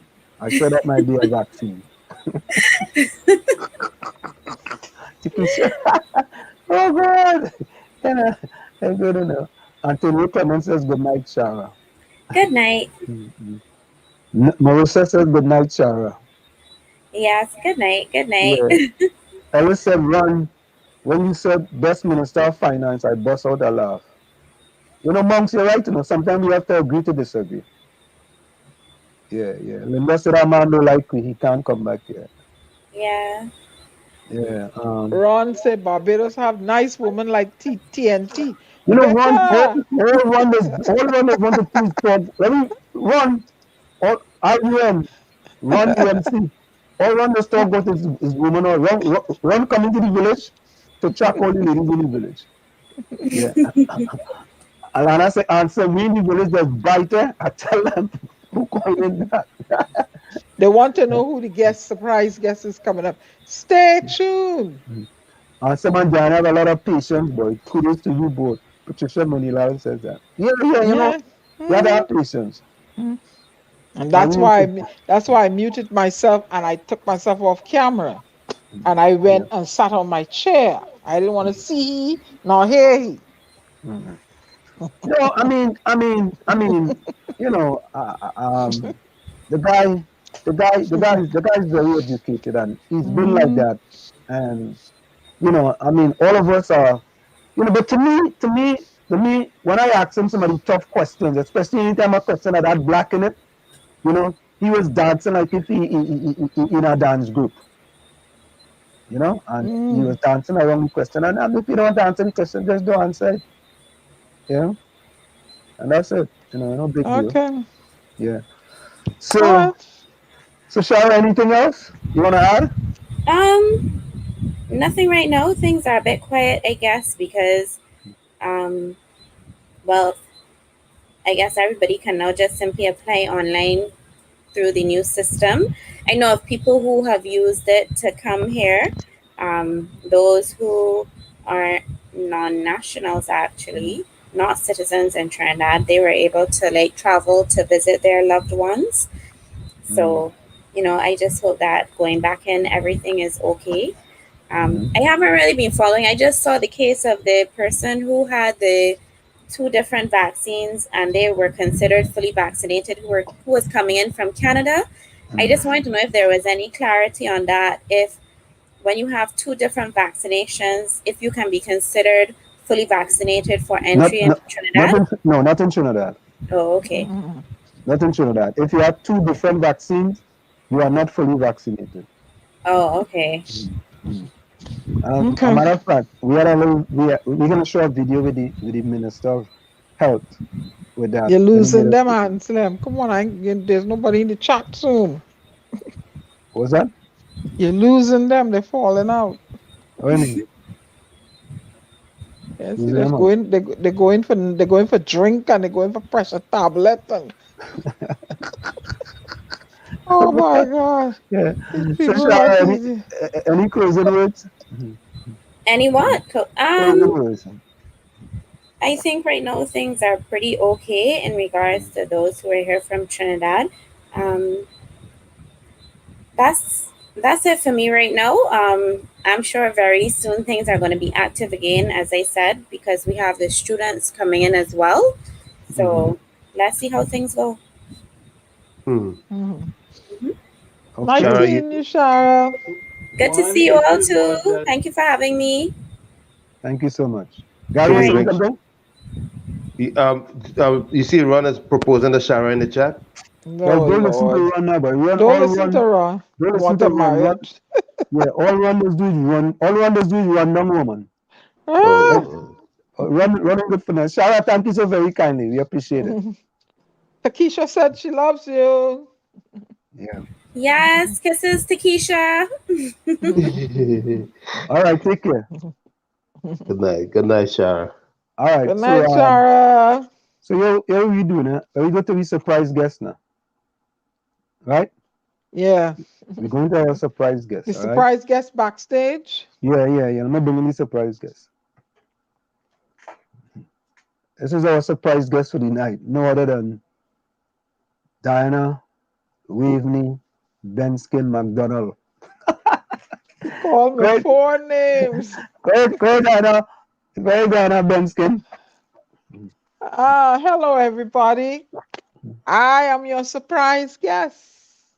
Are you surprised? Surprise. Surprise. Not even Gary and Tommy. I wanted to share my story with you guys as a motivational story. There's a backstory to me that you all don't know, and I'm gonna try not to cry tonight, right? But some of you may want to get a tissue and hold it handy. I'm going to begin with a quote, and it says, it's from my novel, 𝗪𝗏𝗀𝗃𝗏, Through Difficulty to Success, the life story of one West Indian girl. And 𝗪𝗏𝗀𝗃𝗏 is my motto from St. Augustine Girls High School, right? And one of the quotes in my book, and I'm not trying to sell you a book, it's a motivational book. Sell them the book in the chat. Sell them the book. Sell them the book. Put the book in the chat, man. What's wrong with you? Put the book in the chat. Let run by 5 books. One telling you what kind of nice thing that you love Diana. You say how much you love Diana. Let me say how much you love Diana. One of the quotes in my book is, my past has not defined me, destroyed me, deterred me, nor defeated me. It has only strengthened me. And that comes from Steve Maraboli, from Unapologetically You, Reflections on Life and Human Experience. Another one is, there's no greater agony than bearing an untold story inside of you. From Maya Angelou, I Know Why the Caged Bird Sings. Another quote, it doesn't matter who you are or where you come from, the ability to triumph begins with you always. And that is by Oprah Winfrey. There's a poem in the beginning of my book, and I'm going to it's a short poem. God blessed you both in 1959 with a life so precious and so divine. He entrusted me in your loving care, but instead of love, you both showed me nothing but despair. My tender life you made wrought with hurt and pain. My innocent self, mother, you even sought to maim.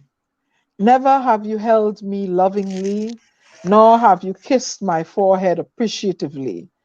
Never have you told me or showed me that I am loved unconditionally. God blessed you both with me, a beautiful baby girl. You have both failed miserably at being my mommy and daddy. You have surely missed the chance at heavenly bliss. I was born to 2 individuals who have no clue about what being a parent is.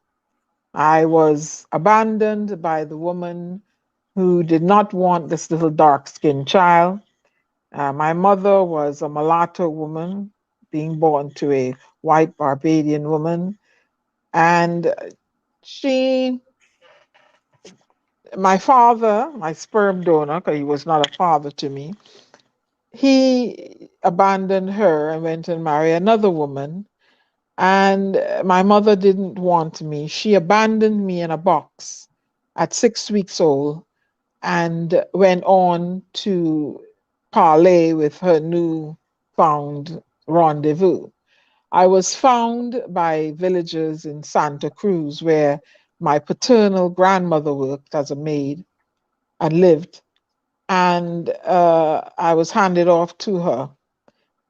Nobody wanted me. I was nobody's child. And they were going to put me in the orphanage. This is what I was told. But the orphanage said I was not an orphan, so they couldn't keep me. My maternal grandmother got wind that what was going on with me in Barbados, and they said, she said, send my grandchild to Barbados. And that is how I ended up in Barbados. I was raised with my loving grandmother, Lillian Matilda Benskin, whom to this day I still miss. That is the only mother I know who treated me with love and kindness. I was a happy-go-lucky little girl. I had the surrounding caves and gullies as my playground. And this was in an era where children will sometimes oftentimes left alone. And, you know, people, your neighbors would look in on you. We're talking in the era of the late 60s, mid 60s. And a terrible tragedy happened to me at the age of 8. A predator, someone molested me. I was raped at the age of 8.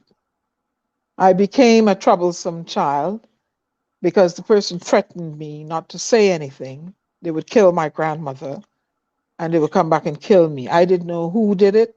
A bag was placed over my head. I became troublesome. I had to bear the scar. And I was jettisoned away from my grandmother to Trinidad and Tobago. I did not know where I was going. I arrived at this house with this woman and these people that I did not know where I was, who they were. And the woman, I call her a boogie monster because she treated me badly. I was subjected to a lot of name calling. I was beaten on a daily basis. I was deprived of food. But somehow I survived. She had a husband.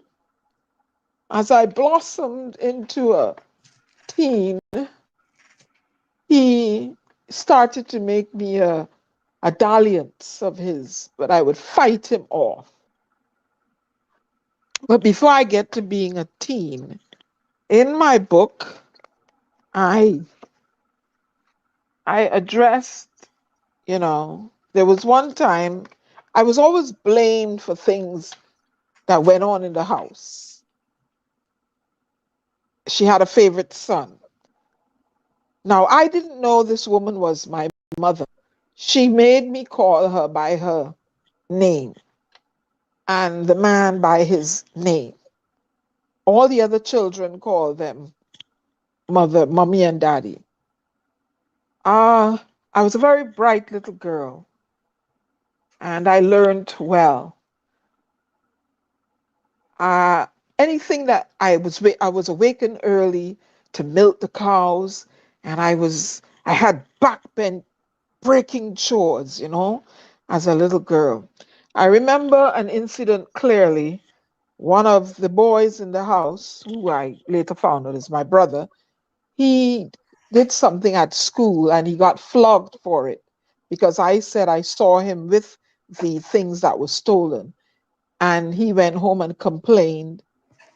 And then the woman in the house, whom I did not know was my mother, she got very irate and she took a clothes iron and she bashed my head open with it. I still have the scar. And because of that blow to my head, I lost hearing in my left ear. I cannot hear in my left ear. As we speak, you will always see me hang this side of the headphone over my shoulder. I hear at perhaps 87% capacity in this ear, so I'm very protective of this ear. I went to school, I had to sit in the front of the class. I read lips. Again, I was deprived of food. Whenever I tried to do homework, they would turn off the lights. I would have to study at the street light. Sandflies biting me. But somehow I made it. I never had the right edition book to go to school. I wore hand-me-downs, rare hand-me-downs. I was always hungry at school. But I made it. I never came lower than third in tests.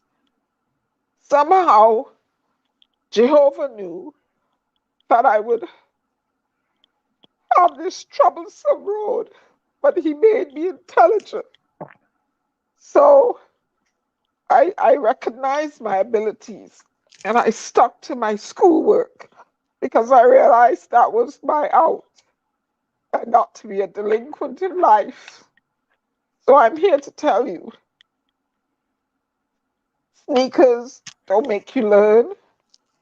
Fancy clothes don't make you learn. You can put your mind to your books and you can carve a way out. And I also want to say to men, when you break up with the women, you didn't break up with the child. Find a way, some other relative, to keep in touch with that child, because I suffered.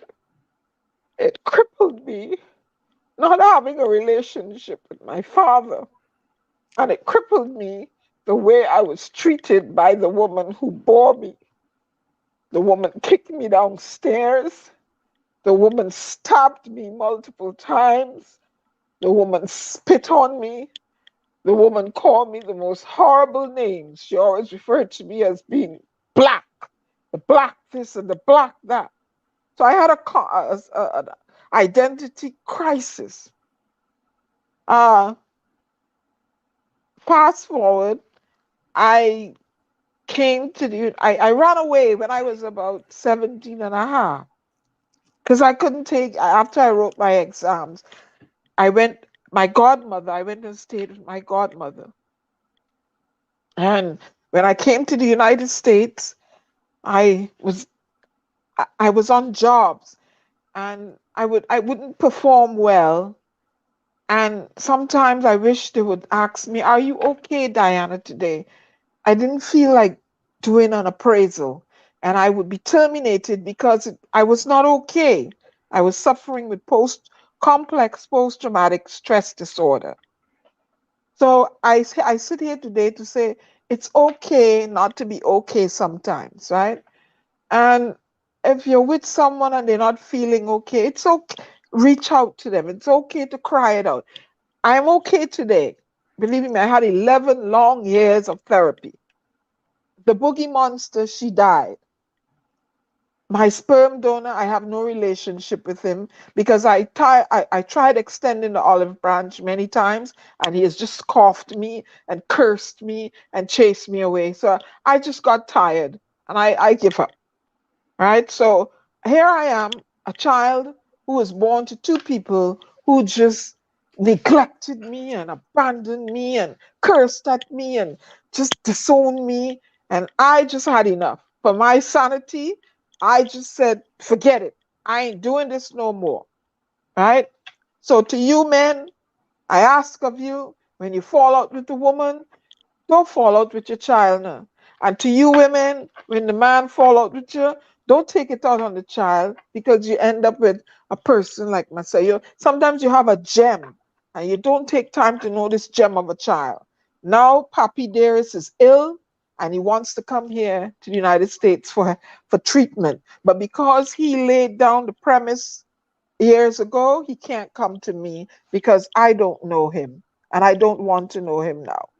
I became an award-winning author and poet, and these are just some of the awards that I won, right, for my poetry.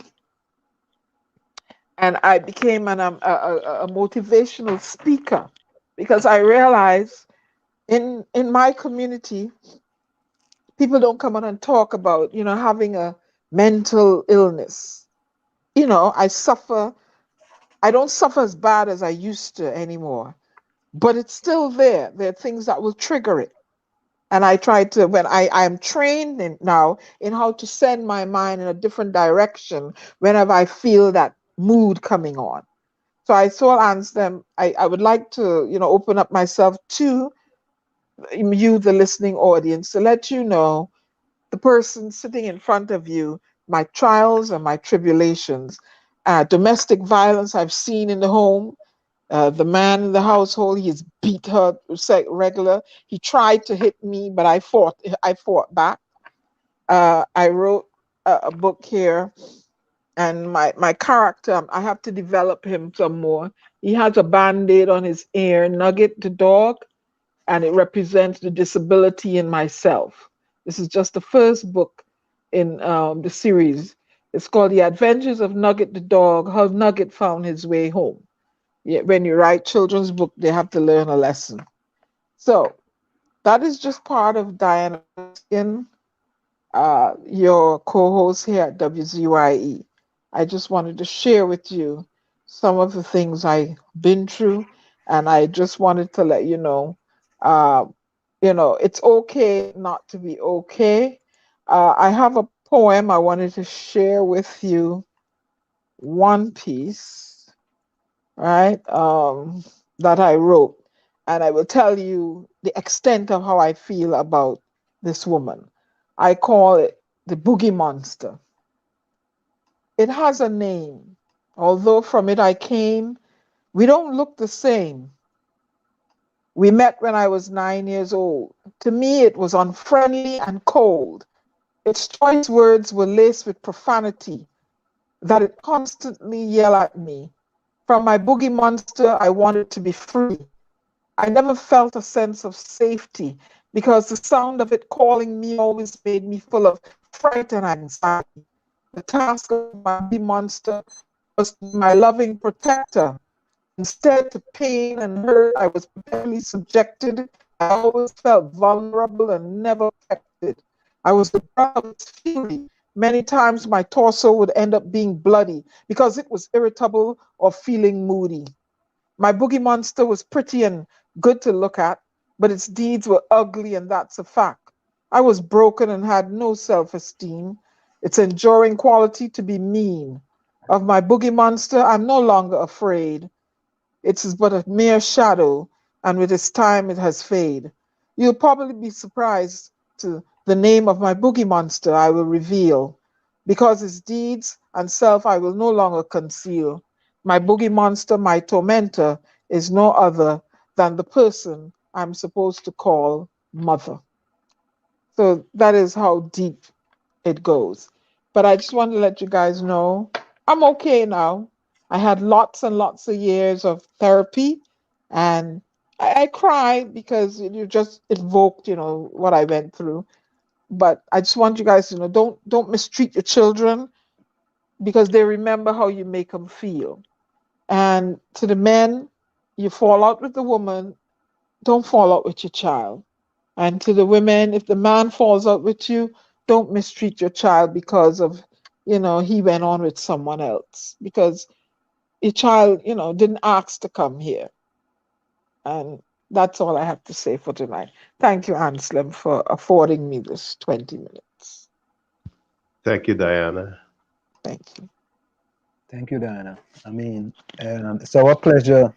And Diana, we try to do things different in here. And I think what it is that for those people in the chat, right, who believe that they have something that they want to get off their chest to as well, and I think we want to give you the opportunity to finally, exhale and get it off your chest, so, maybe that's something Diana just started that we can do, because, all of us may have something that we want to get off our chest, and we've been sitting with it too long, and maybe it's that time that, you just, get it off your chest for once and for all, and turn another leaf, so to speak.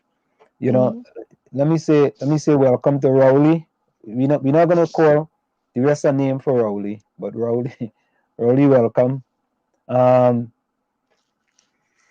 Who else we have here? We have Rose, we have Wolverine, Linda Gibson, welcome. Marissa says, Auntie Diana, you became a phenomenal Nubian queen with a pure heart of gold. You were treated badly by this world and the people who were supposed to protect you. Rise and rise again, queen. Thank you. You are loved. Thank so, Diana, let me just read some of this in here. Carisse Haley, she's really a wonderful woman. Thank you. Right. Rolly say, only my eyes pop when I see certain things. Lana says, I think growing up without my parents made me stronger. Highly say, Haley. You are listening to WZYE Haley, hold on. 95.9 FM, Maplewood, New Jersey, broadcasting from Essex County. You're listening. All right, let's get that off. Yeah, Lana said it's sad when your own parents become your monsters. Takesha said, Diana, you could be my mentor because I need to know how you manage to keep it together. Ron say, how much for them books? I want it all. Ron, you gotta buy all them books, every single one. Diana, we go send it to your TT Post. That's what I have, right? I'll change the name of my books to The Adventures of RMC. Lana says, Diana, you're a strong, beautiful human being. Curry says, Diana, you're a survivor and an inspiration to others that go through these trauma. Thank you. Ron DMC says, Diana, you're a boss. Let me see. Marissa Garcia says, well said, Auntie.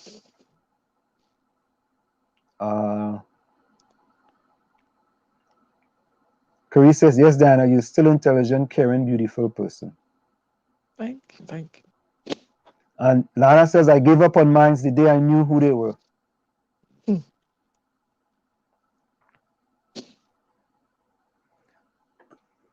Hold on. Takesha says, I admire your strength, a real icon. Linda says, I'm here hurting so much for this sister. Anthony Medford says, bragging rights belong to the strong, Miss Diana. It belongs to you.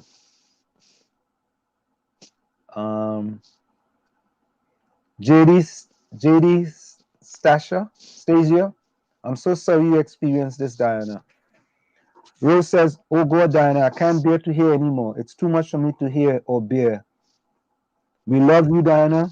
You treat people so nicely always. You are a very strong woman and very smart, very loving too. Takesha says, yes, Diana, God chose you as one of the soldiers in the vineyard because all you have been through and still have the strength to help others just by giving advice and standing up for others.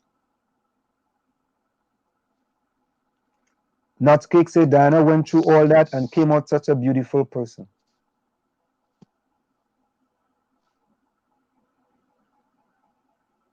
Nutscakes, Ron DMC says, I have 2 stag in the fridge. I'm going to drink one. First time I'm drinking by myself.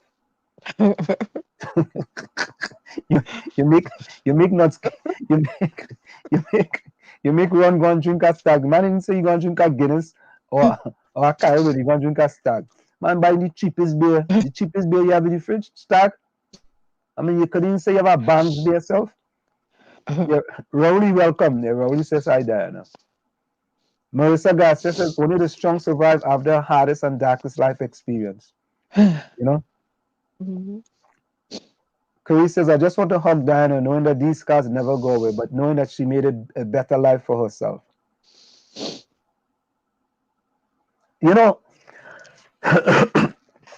listen to this, Lana, listen there, boy.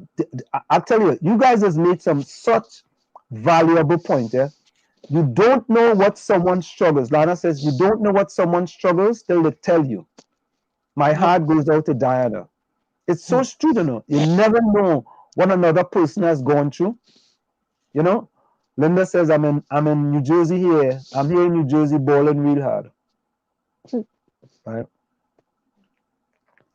Curry says, the most strong of us have to endure much more than anyone can imagine. Ron says, I'm very emotional. I'm out. Linda says, my last half bottle of Trini rum and Coke. Shara G says, we admire you, Diana, for your strength, tenacity, wisdom, care, kindness, wisdom, and love. Thank you, Shara. Yeah. Marissa says, I just rolled up with this. Oh my God, Auntie D. Loyalty says, please, Auntie, be strong. Curry says, I respected Diana when I came on this chat, and now I respect her even more. Ron DMC says, and I thought I had problems. Yeah, Ron, you think you have problems? You have no problems. Go and drink your stag. you people have problems and you go and drink a stag. What is wrong with you, Rod? All right, Takesha says, well done too. Cause you are living to tell the story, a true living testimony. God has you here for a purpose. Correct is right. Mung said, God gives his toughest battle to his strongest soldiers. Full 100. Full 100. Full 100. You know, God don't give people battles they can't handle, you know. Really and truly. You know what I mean? Marissa Garcia says, you're a true representative of strong queen, Auntie D. Thank you, Marissa. Yeah. Yeah, Lana says, Diana, your story opened up lots of wood. Diana, we could go. Wolverine said the villain's trying to kill me just now. He said, Linda says, I drink in here, yes? Shara G says, hugs Diana. Takesha says, you're truly a strong woman, Diana Benskin. Yeah, oh my God. Diana, my heart goes out to you, Lana. Linda says, I have so much love and respect for Diana, even before she said a word. Randy MC says, this is overwhelming. I sympathize with you, Diana. This is why you're a strong black woman. You are the best. You know what? You know what? All right. I want to do this right now. Hold on, I want to do this. Hold on, I know 1 minute. I want to do something here. Hold on. Hold on, Well, give me 1 minute here. I'm trying something here trying something here. Hold on. All right. I get that there. Let me go here. We just do things kind of we just do things on the fly while we're here in the village, right? In the village. This window, Chrome tab. Yeah, I think this is it here. This is our dedication to Diana. There we go.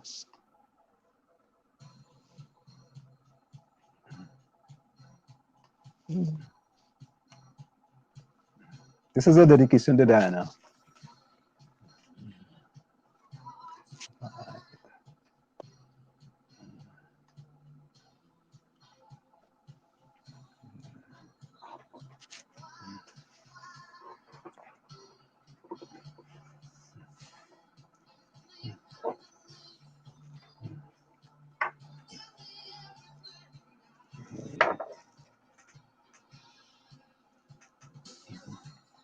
I'm not hearing it. You're not hearing it? You sure? Hold on. It's playing. Are you guys hearing it? No. Hold on. Anybody in the chat hearing it?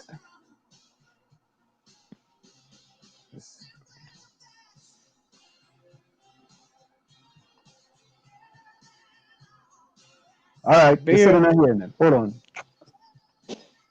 Let me take it out. Let me try again. All right. Try. Let me try try another, again. Okay? Try another track. Yeah. That was a dedication to. All right. Richie said he wasn't hearing it either. Oh, yeah. My bad. I did something. Yeah. Okay. Yeah. I did something wrong. My bad. I still am reminiscing on that interview with Mariana Brown. I reminiscing. That's what it is. I'm gonna get it here. I made a mistake. Yeah. Stay patient, folks. Patience. Always say me and Diana have a lot of patience, right? I made a quick mistake there. Let me see if I could correct this mistake. All right, here we go.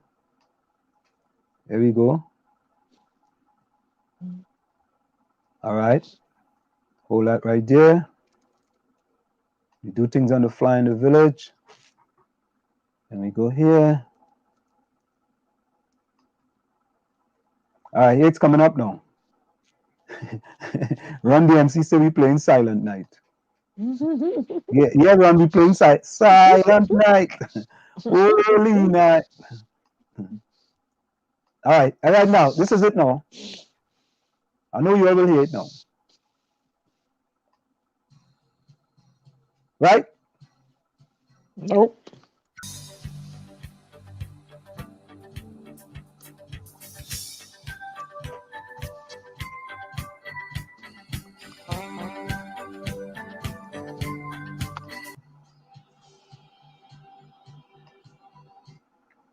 And then also many of us think of you in the village here. You're simply the best. Thank you. Thank you. Yeah, you're simply the best. Thank you. And Ron. How old do you think Ron is? I don't know. He coming by me tonight. He got a long way to go. Yeah, I don't know. But you're getting on a drone or something? You're coming by a drone? Huh? No, but folks, I have to tell you, since we have started this program, Rose says, I want to dedicate this night to Diana, to strength and storm. You're truly an inspiration and motivation to all, especially the oppressed. May God continue to protect you. And Rawi said Diana simply the best. And Ron asks, why are you playing that kind of song tonight? Because she's simply the best. Right? Lana says, life's so funny. We meet all walks of life every day and don't know what we're going on with someone. It's true, You have to tell Ron, the MC requests a song to Ron for sing a song now. You everybody to leave the chat. If Ron will sing a song. Linda Gibson says, Diana, you have the love and respect of the whole village. Yes, you need true family.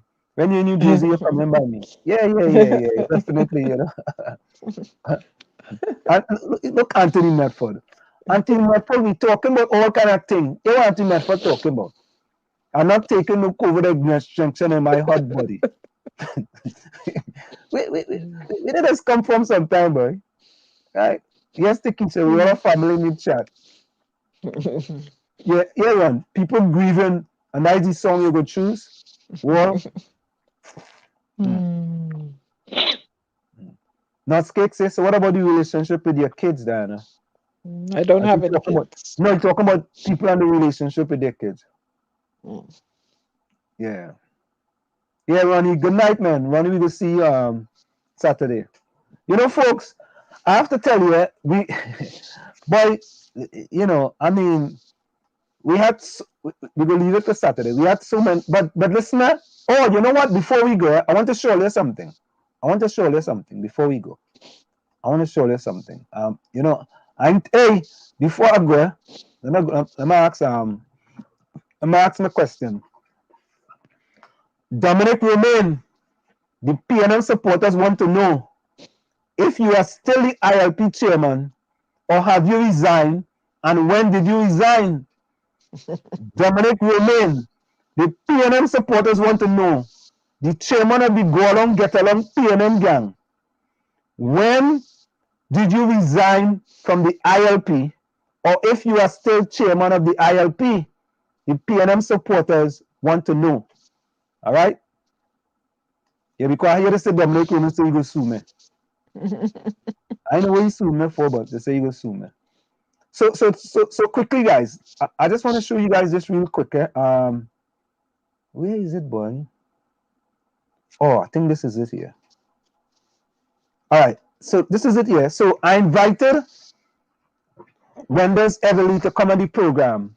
𝗪𝗪𝘀𝗍𝘆 is the guy. He was involved in the 1990 coup, and every year he does a march and he goes and he lays a wreath on A.N.R. Robinson, his grave site in Tobago. So he said, I just received a call from a radio station in New Jersey. They want to do an interview with me on 1990, and the 31 years I've been asking for recognition of this day. Should I do it? So a person from the Go Along Get Along PNM gang, Deanne Joseph, what was she name is? You know she right, Diana? Is it Diane or Diane?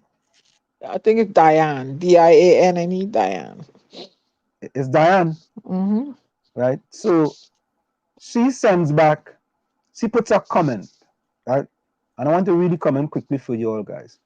She says, Who is the owner of that radio station? 𝗪𝗠𝐿. Diane Joseph, my name is spelled ANSELM. LEBOURNE, not ANSLEM and LEBORNE. Oh God, use Google now or go to Facebook and look up my name now. You see, that's why you're part of the Go Along Get Along PNM gang. You can't even spell my name correctly. Oh God, do a little bit of homework now, a little bit of research, Dan Joseph. Lord have his mercy, man. Right? So she says, who is the owner of that radio station? 𝗪𝗠𝐿, also known as Wall Street, who is cussing up and fighting on a black man like himself, Dominic Romain. Dominic Romain, are you still chairman of the ILP? And if you are not, when did you resign, Dominic Romain? Fighting down a black man like himself, Dominic Romain. Imagine he entertained Dr. Roddy and company twice in his house. And is now going all over social media saying how he's used his best silverware. Yes! What would you? When they come on, was the best silverware he ever used.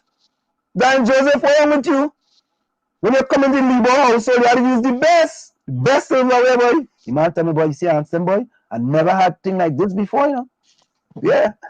Right? Now he's going all over social media saying how he used his best silverware. I rented a car to take them around. Yes! I rented a Sprinter Mercedes-Benz van for them to drive them around in luxury. Yes, Dan Joseph, I said it. Right? Beware of Greeks bearing gifts.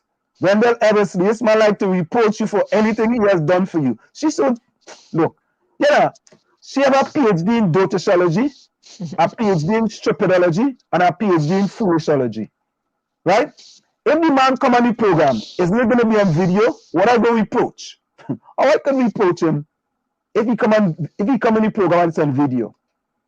You see why them is part of the Go Along Get Along PNM gang? They're easy to deal with. Easy. So Dan Joseph, come again, eh? Come again, please. Oh God, boy. The Go Along Get Along PNM gang, boy. Easy to deal with.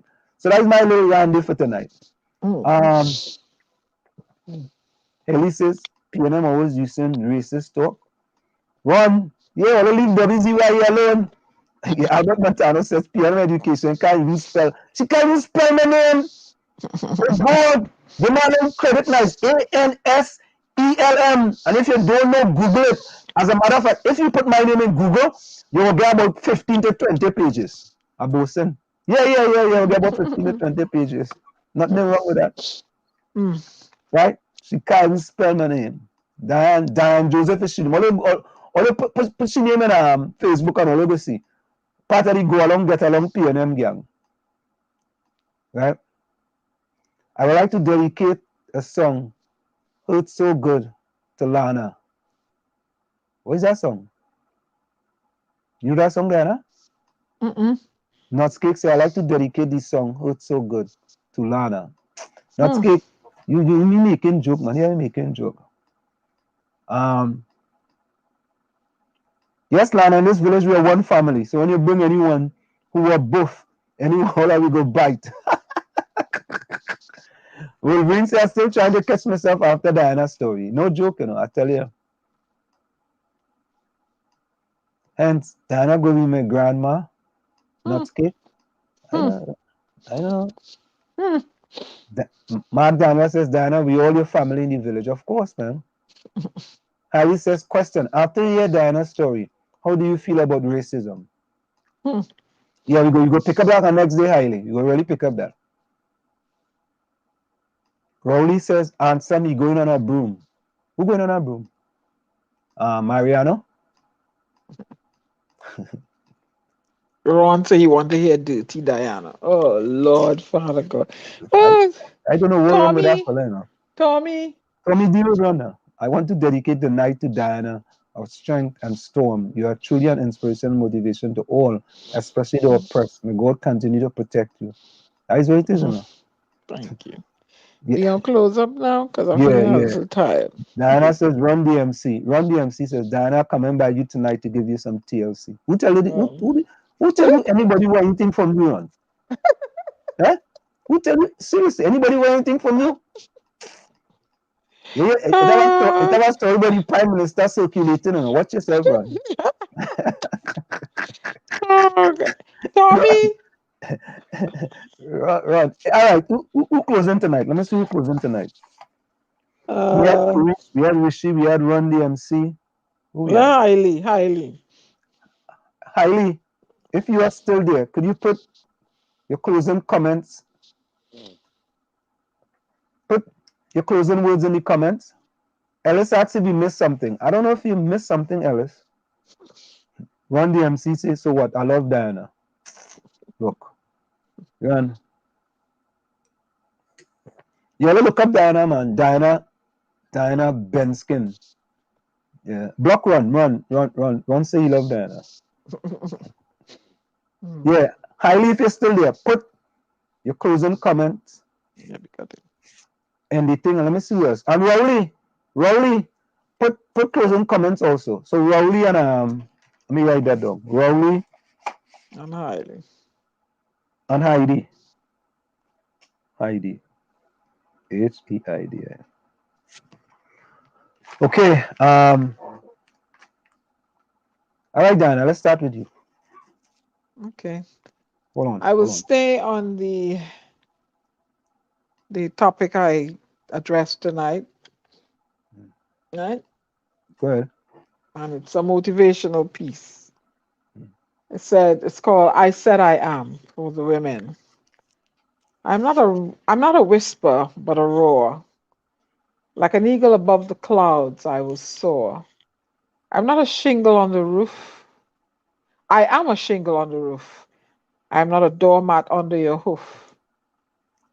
I am the rain that nourishes the earth. I am the being blessed to give birth. I'm platinum, diamond, or gold. I'm not meant to be kidnapped, trafficked, or sold. I'm a person, no one's chattel. I'm not a hen, I speak, I don't cackle. I can think for myself. I'm wise. I'm strong, my strength deep within lies. I'm capable of thinking for myself. I'm not an ornament to be put on a shelf. I'm never to you inferior, nor am I ever your superior. I'm your advocate, deserving of equal pay. I work just as hard as my male counterpart each day. I'm not a whisper, but a roar. If you listen carefully to me, you'll hear much more. This is Diana Benskin, aka The Storm. I'm bidding you auf Wiedersehen until we meet again. Good night. There you have it. Of course, Rishi, good night. And we thank you so much. Brittany is still with us. Linda, we want to say good night to you as well. Good night to my village family, and special good night to Diana. Love you, Queen Sister. You know, Wolverine says, Diana, my parents are JW too. Rowley says, thank you, WZYE, for making us feel so welcome on your chat. You have a great show. Keep up the good work. That's from Rowley. We don't say the other part of Rowley thing because Brittany Williams says, we stand with you, Miss Benskins. Let's stand up against domestic violence. Curry says, good night, everyone. Lana says, bless good night to all. Stay safe. We meet again in the village where we keep it real. Love you all. Bar open. Bar open Saturday in the village. Tikisa says, good night, everyone. God bless all of you. Be safe. And Ron says, we have done so much with so little for so long. Now we are qualified to do anything with practically nothing. Lana says, Diana the Storm champion. So go ahead, Tommy. Wolverine says, we love you, Diana. You have me. Mm-hmm. Ellis just come in and said, did I miss something? Tommy isn't there. Gary. Oh, let me see. Maybe I had to bring Tommy back in. Oh, sorry. Oh, Tommy, my sorry, goodness. man. Thank Sorry. you. I was saying I've been backstage for a minute and just anyways. Yeah. Go ahead. Diana, you did a wonderful job this evening. Thank you, Tommy. I'm sure that what Robert Greene says here is correct. He says the most effective attitude to adopt is one of supreme acceptance. And I think you've done well in that light. Also, D.H. Lawrence says the fairest thing in nature, a flower, it still has its roots in earth and manure. Also, patience is bitter, but its fruit is sweet. That's by Jean-Jacques Rousseau. A pleasant night to all, and thanks to the family for sticking with us tonight again. See you on Saturday, God willing. Hey, Gary? Excellent job, Diana. So when people reach out to us for help, they deal with a person who really understands, various situations, and it's real here in the village. I'm very proud of my sister, the Storm. She's strong, and I just want to say keep on going strong. I just want to let everyone know that if you have your children in Barbados or Jamaica, the state is still providing free state quarantine for students only. So you got to contact the Ministry of National Security for that accommodation. You can write to exemption approval to get, to submit your information, your itinerary, and your passport information. So contact National Security directly for if you have children outside that needs to come in, return to Trinidad and needs quarantine. With that, I will say good night and look forward to seeing you guys on Saturday. All right, just before we go, Brittany Williams says, Miss Benskin, I'm joining the Storm team. Anthony Medford says, lost from the clan, Medford. Carrie says, good night, Diana. Marissa says, bless good night, village family in WZYE. Family, keep safe. Love you all. See you Saturday. God spare your life, health, and strength. Mrs. Diana, smile. We love you. And Rowley said Diana is a goddess. Nuts cakes are going to cook whole night. Wolverine want to know where can I buy your book? Amazon. Put it on Amazon. Put it on Amazon. And folks, don't forget, we have to subscribe to WZYE TV. Just continue to subscribe to WZYE TV because we in Facebook jail. Ron DMC says always a great program. Expect some hijacks. Yeah. We don't worry about that. Brittany Williams said we need more of this. Rishi Prasad says, good night, all. Yes, Diana is strong Page girl. Diana from Page, yes, boy. Albert Montano says, good night, nice show.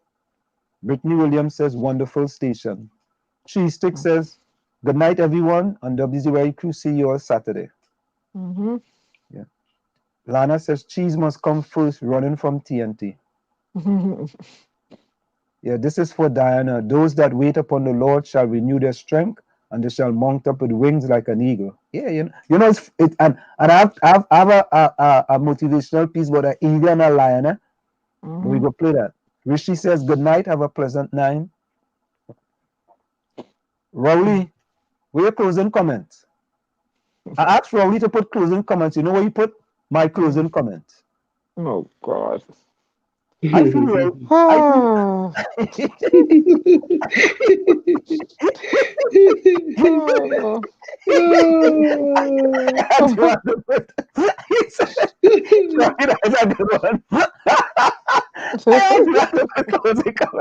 He put my closing comment. Oh God!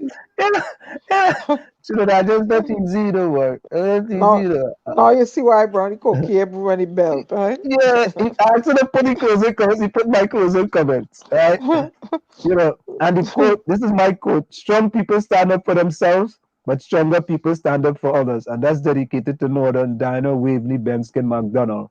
Strong people stand up for themselves, but stronger people stand up for others. And Diana Benskin have been standing in the vineyard for many years. For me, I said, this is it. The clock on the wall said, that's all. Play Britney song. Play Britney song.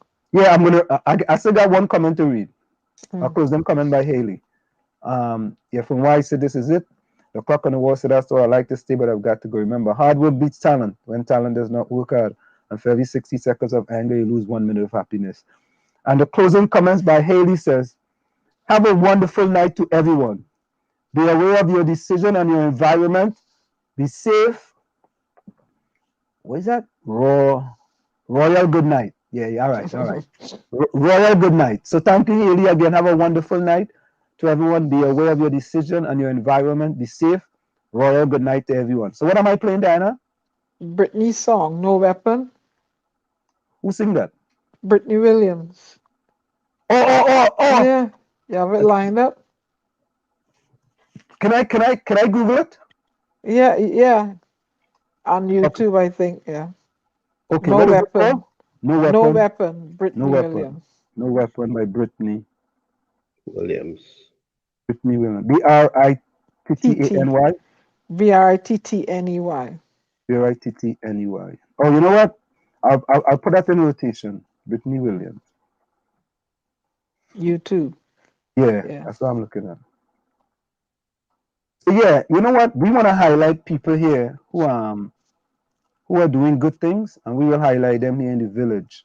So let me go to YouTube and put in Brittany Williams, No Weapon. I should have had it lined up before, but you know how it goes when you come in the village. You know. So folks, we want to thank you all so much, and you know, you guys make us what we are. You know, and we're gonna continue to keep it real in the village. And you see how we move on from the interview that we had earlier. We just moved on, man. Here it is. We don't mix matters, right? So Brittany, this is dedicated for you. Share screen. Share this. I gotta click on this thing here. There we go.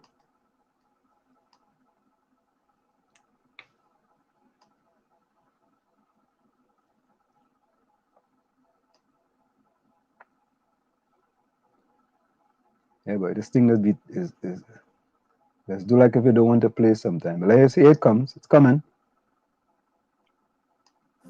No weapon, no. And of course, that was dedicated to Brittany Williams, folks. And of course, Brittany was in here the last time in the show. I want to say thank you to all of you. You know, stay safe, and we are out of here. See you guys.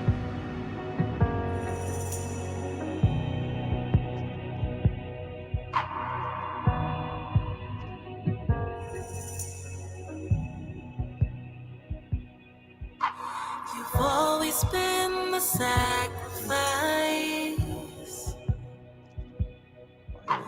Your love would take you very.